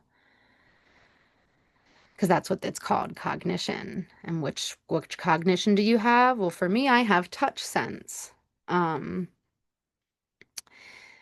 as an example. Okay, so without that cognition, operating subconsciously through the emotive facilities, your logical conclusions would make no sense to your conscious awareness. So you can lie to yourself and really believe those lies. When you cut off emotional cognition from logical perception, you create an artificial boundary within your identity and conscious awareness. The logical mind must learn to effectively direct and not repress the emotional energies. There are techniques that you can learn to assist in emotional healing, intuitive development, and activation of your higher senses. I believe the last video I shared about the full moon, I talked about the breathing and moving energy with your breath, and not just like in a way where you're completely parroting someone else's approach, but actually feeling into for yourself what it feels like to be sort of in charge of the directives of your own energy fields in all of its multitude of ways, multifaceted, multidimensional.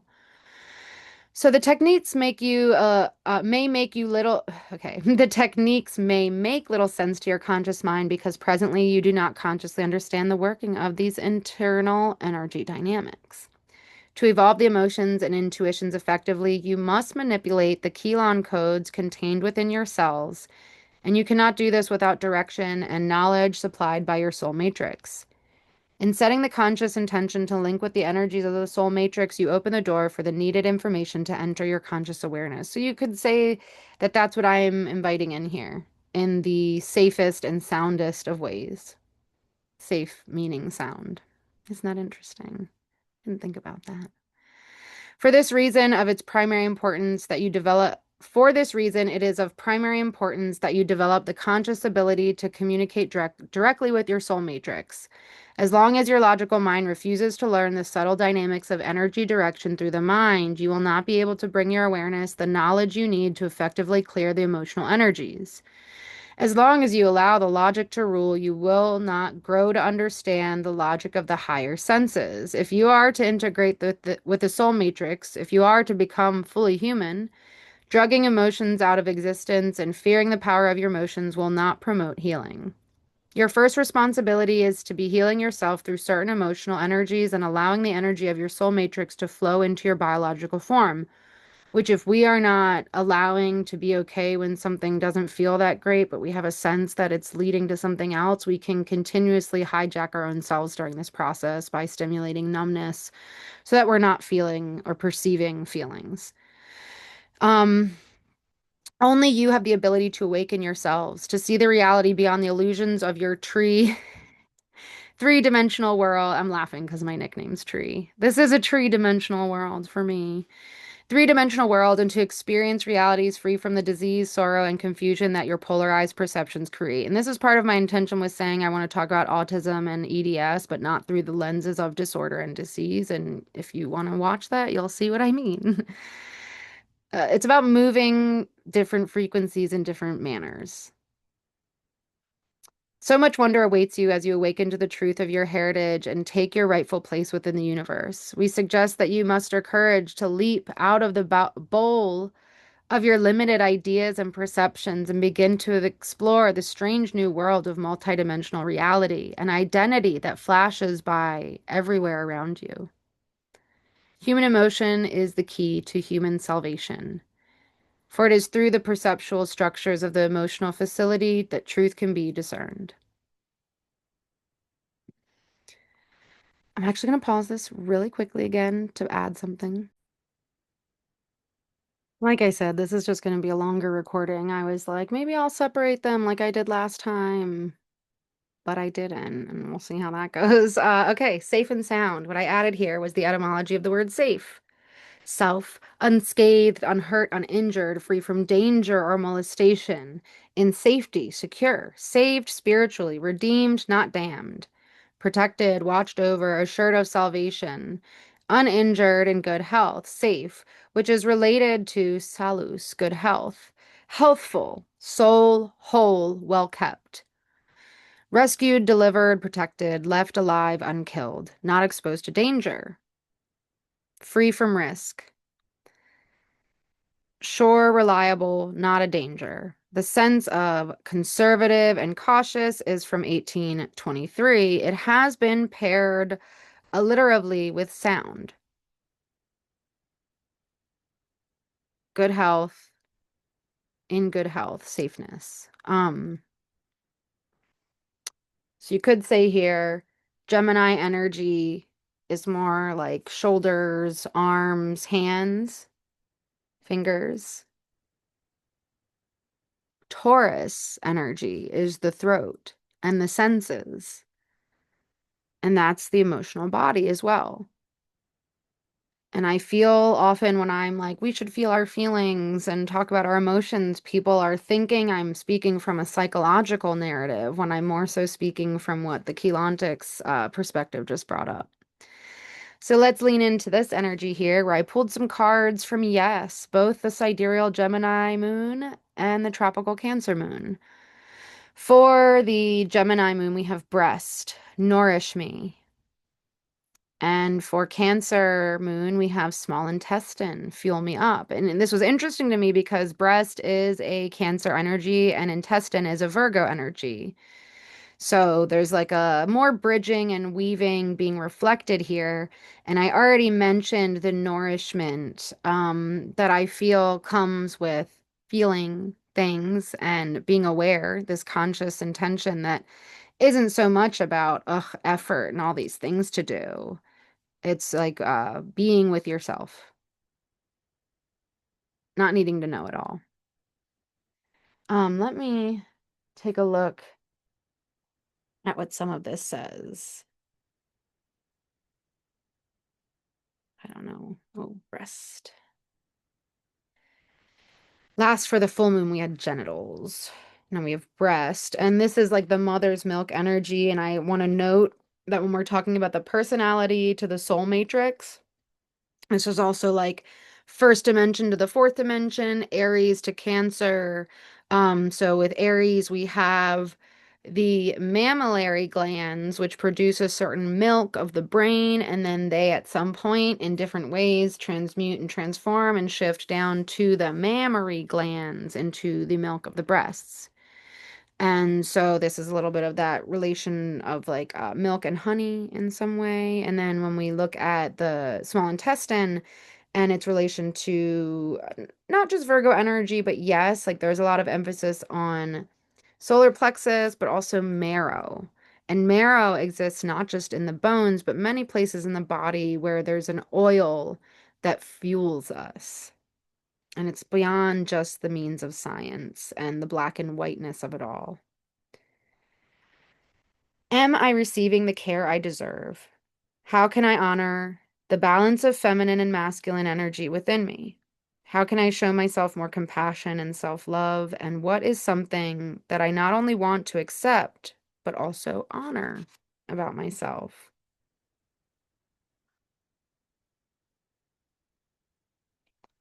I do want to also note the lymph energy that exists within our ears, all over our body, but also, yes, in our breasts, whether you are a man or a woman. Small intestine, the bowels, that's the Virgo energy with the salts of salvation approach. The bowels of the earth, Virgo. But this is from Cancer. So there's something to like a 1-2 step or an in order step that doesn't need to be in quite so literal of an order. It's funny because this first question says, what nourishes me? So we're weaving still. What is toxic for me these days? Is it certain people and relationships? Am I rushing things? Do I trust my own timing? What is challenging for me? Am I staying open to new experiences? And what have I learned from past lessons? Related emotions here are clarity, overwhelm, trust, decision making, patience, discernment, and release. I feel like those listed out energies are very much a mix of this Gemini Cancer energy. Fuel me up. And the small intestine, what time is that on the meridian clock?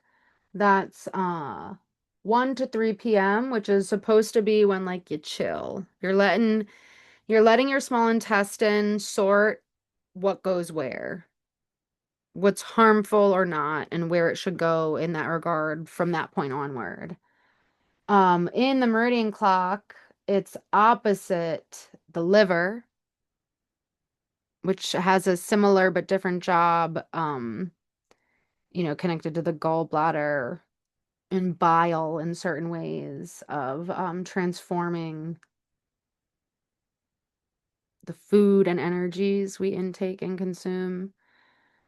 But I think it's interesting that I mentioned that it's like relaxation can sometimes take a conscious effort. So maybe if you relax from 1 to 3, not that you need to nap, but that is a suggestion, like that siesta energy of sorts. Um, But maybe if you have a issue with waking up or around 1, 2, 3, 4 a.m., it could be related to not taking that time during that small intestine time to fucking rest. It's funny because it's not that I'm always on my phone, like consuming. I am like a slow person and I get distracted easily. Like this was pre-internet, just how I am. So I'm not saying that I couldn't do less phone time, but when it comes to me saying like I have to consciously relax, it's like I want to take care of something or I want to do something or I just want to, it's like, no, no, no, just sit here and breathe. And I mean, I'm really good at that too. But what I'm saying is it takes me kind of like making a deal with myself. And not everyone's like that. So I'm not judging myself negatively here. I'm just saying like it is something to say, hey, I have to like schedule this relaxation time and maybe you use the meridian clock to do that. So we have breast, nourishment, small intestine, nourishment. Tarot. Okay, we have a note that I dropped the deck, a quarter of it while I was shuffling. Um, and I don't know if that means anything, but you know, you could say in a quadrality sense, we're into June. We're getting into the first four signs energy, Gemini being the third, Cancer being the fourth. I don't know, but both of these were reversed, and because they were both reversed, now I am not like a tarot wizard. And I'm not dissing anyone who loves tarot. I'm saying, like I said earlier, I cannot remember a lot of tarot things for the life of me, and I don't really love looking at reversed cards. Not because I'm scared of them, but because I think the upright already contains enough of a multitude of energies that it's fine. But I wanted to note that it was for you. And I did actually take a snapshot from a different tarot book of some really short descriptions that I like. So the animals are from Orion's deck, and then those descriptions are from a Biddy Tarot Pocket Tarot deck. So we have the Ten of Swords for Gemini and the Three of Cups reversed for both for Cancer energies. So you don't have to look at it so literal, like this one's from Gemini, this one's from Cancer. I was just looking at involving everyone here. Um, Let me just read the reverse descriptions here. You are resisting change and painful endings because you do not want to face up to what is really happening. Let me read that again. You are resisting change and painful endings because you do not want to face up to what is really happening. It is time to rip off the bandage and get this over with so you can start fresh. So I was like, yeah, I don't like reverse cards. And then I read that and because I always like to read her snapshots because it's not that I don't understand tarot. There's a reason for me personally. I'm not here to do the typical stuff. So like clearly that starfish doesn't look like it's having a great time. Maybe it's into that kind of thing. I don't know. But you could assume, hey, the Ten of Swords is like, I'm going through something. But I did want to acknowledge this because I feel that energy.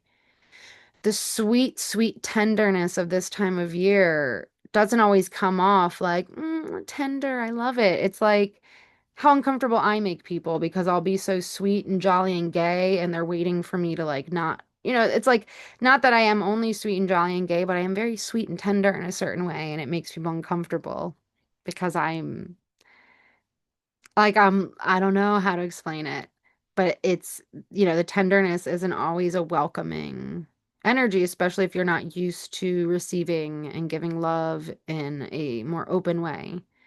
Like, not like you're loving everybody in some open relationship way. I mean, like, do you feel tense when receiving or giving, or already a step ahead worrying about something else based on the present receiving or giving of love? And love comes in many forms. So, this Ten of Swords is saying, hey, you gotta like recognize that this version of yourself is not supporting you in a way that is making you happy. And this isn't a moment where you're going through a cycle or a process that's uncomfortable because you know what's coming next. Some of this is like you just gotta move away from that. And then we have that reverse Three of Cups. Collaborations aren't your thing right now. Pff. Instead, you are inclined to work on your own. You need to find a creative outlet to express yourself privately. I do feel like we're gearing up, and you could say astrologically with this energy, we're moving towards more of the social signs. So you don't have to be inward. If you're in the southern hemisphere, it's winter, that might align great for you with a little cozy private time. So we're not saying we are not saying, I guess me and these cards, not saying you completely isolate yourself, but that you need to feel and sense what you're perceiving for your own self, for your own salvation, if you will. So we're just doing little snapshots. I don't need to go deeper there. Message of light and dark, as it is the solstice, we are honoring that. So with the light, we have day, light, outer, conscious, seen, known, thought, special, or lower dimensional senses.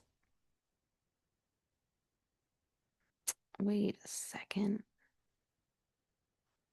I, um, hold on a second. I know. Eh,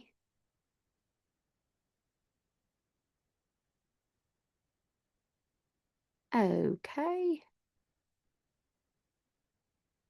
All right. Also, we have foveal or focused memory and vision. So we have blackbird and octopus. I don't know, blackbird and falcon. We'll kind of so the light energies for Gemini and Cancer. Blackbird. The magical and unique qualities of your untapped potential are unfolding now.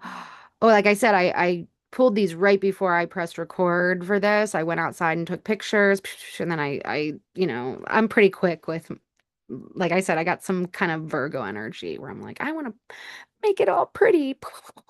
So I can do a lot in like a manifesting generator way as well, if you will, a Taurus manifesting generator.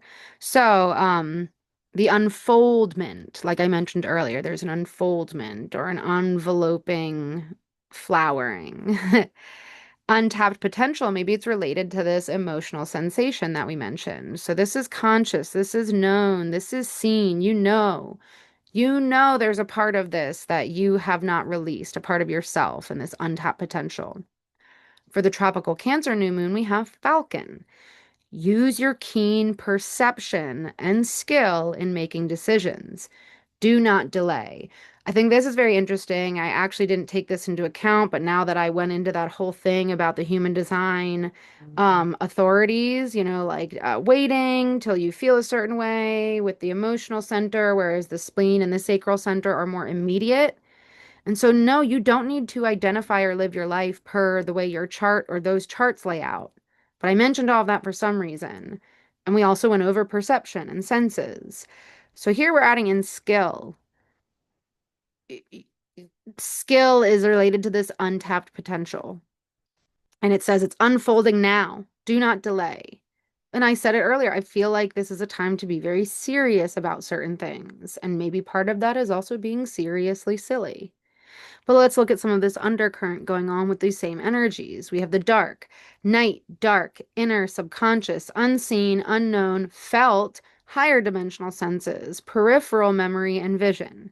So I chose from the Dreamscape Oracle deck and I picked out cards that were the non-human creatures. Although Luna Moth has a lady on it, I included it and it happened to be the one partially human one that I chose. So we're leaving it in there, and I'm actually going to get the book out to read some of that.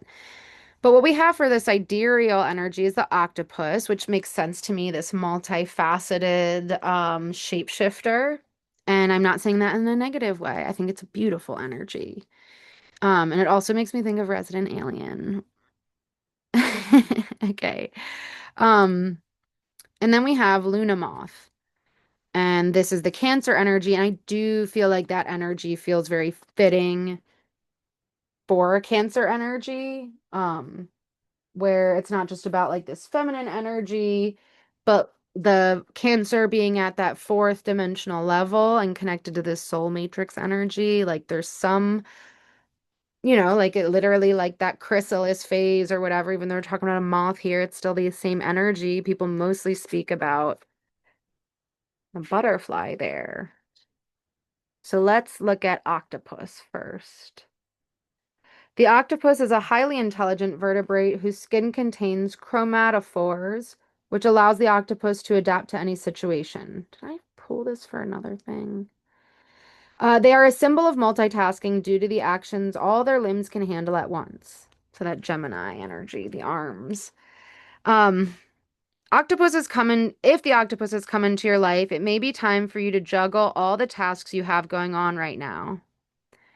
Make a list, set some priorities, and get at it. The ability to camouflage themselves allows them to slip under the radar and wait for their desires.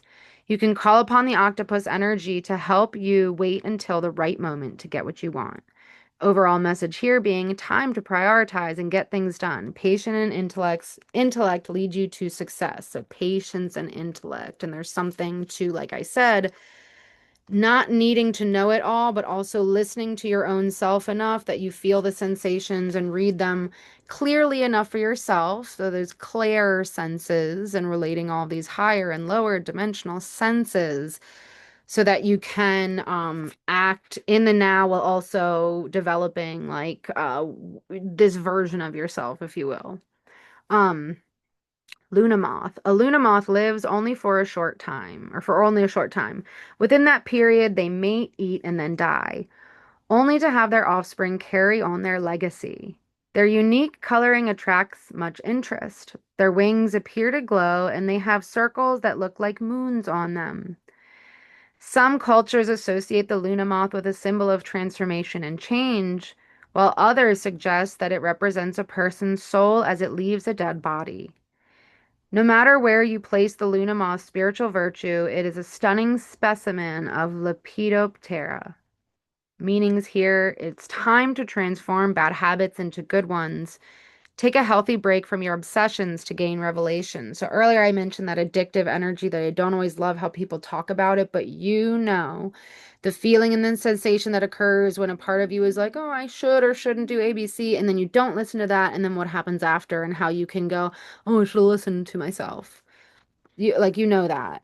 Um, Getting to know yourself better, you could say. And then I want to say that this energy of a person's soul leaving the dead body, we mentioned the soul matrix here. And so there's something to people can seemingly be walking around like zombies when their soul hasn't left, but they're on this looping autopilot energy that was sort of mentioned in the sensory energies. So one more thing before I get to the last page here.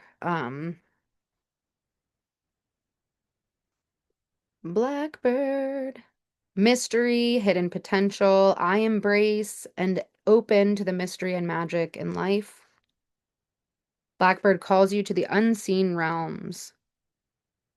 Allow the song of Blackbird to invite you to move beyond your usual limits and find your hidden potential.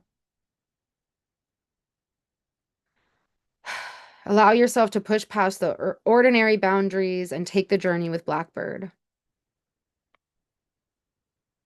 I'm just reading parts of it. And Falcon. Power, perception, empowerment. I have a hair on my mouth. Um, I follow my instincts and achieve my highest goals.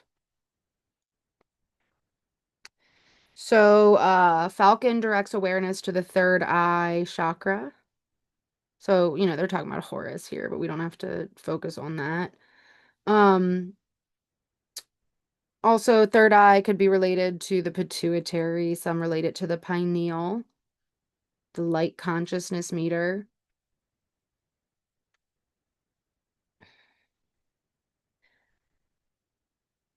Sharp perception and unwavering focus will assist you as you honor your senses and take the leap without further delay. Whether this is an ongoing quest or a new opportunity, you are being urged to hone, not honor, but also honor. I just read it wrong. Your senses. Um, this may require you to move in a faster way than you might be accustomed to doing. So feel the power, the skill, and the excitement of Falcon supporting you as you take flight. Eee! Okay. And then we have Moon conjunct Sun. overall new moon messages. So we have a flower card and a pocket oracle card. For the sidereal Gemini energy, we have moth orchid, which I thought was funny because the tropical Cancer here had the Luna moth. So again, bridging and weaving continuously in ways that defy just one dimension of perception. We also have walk away from it. So walk away from it and moth orchid. And what does moth orchid say here? Communication. Listen and speak with greater care. Very Gemini.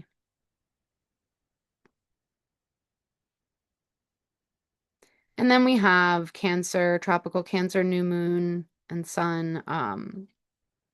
Let this also teach you, which also feels very Gemini. And red rose, courage. Be brave, be strong, believe.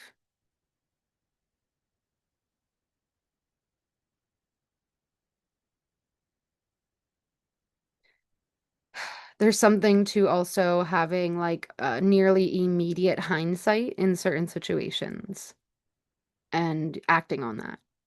And not everyone will like that. They'll think you're being fake or trying to just save face or whatever, but really it's more like, did the way I just acted or said that thing, like, is that really who I want to be? Or is that really who I am? Or did I misread these stimulation perceptions and then I got overwhelmed and I freaked the fuck out a little bit? That's okay. But I think it's maybe not okay if you willy-nilly don't even recognize it or want to do anything about it. So walk away from it and let this also teach you. Here are all the cards. This is all of the True Sidereal. It says Gemini with an E at the end, cards. So I also included the backs of the cards, which I don't usually do, but for some reason I felt called to. Um, so the first one with the anatomy deck, we have these beautiful flowers. And then for the tarot, the Ten of Swords. So the breast, Ten of Swords, and these compasses merging, you could say. Blackbird with the feather of the blackbird specifically as the back of that card. And with octopus, we have this design that has, you could say a moon and also dragonflies. So there's like leaves and swirls and these dragonflies. So just another messenger of sorts coming in. And for the flower card, we have these three flowers. And for the pocket oracle, we have these stars. And so I just wanted to include this if you only wanted to look at the energies for the sidereal Gemini new moon. And then the same thing here with the tropical Cancer new moon. Only thing different here is that all the cards on the bottom are the ones that I pulled, small intestine, Three of Cups, Falcon, Luna Moth, Red Rose, let this also teach you. So the Falcon feather is the one that's different for the backs of the cards because that deck is cool and all of the backs of the cards are the actual feathers of the birds. I mean, I wish it had more birds. Pretty sure the vulture card is a turkey vulture, which is fine, but I was like, I was really looking forward to seeing a vulture. Um, but that could be just me. So I think I've gotten to everything. I don't have the timer on here, so I feel like this has been like 2 hours. But I did want to say thank you. And I hope that you have a freaky, weird new moon in the best ways possible. And I'll be back here soon sometime, and I'll talk to you then. Bye.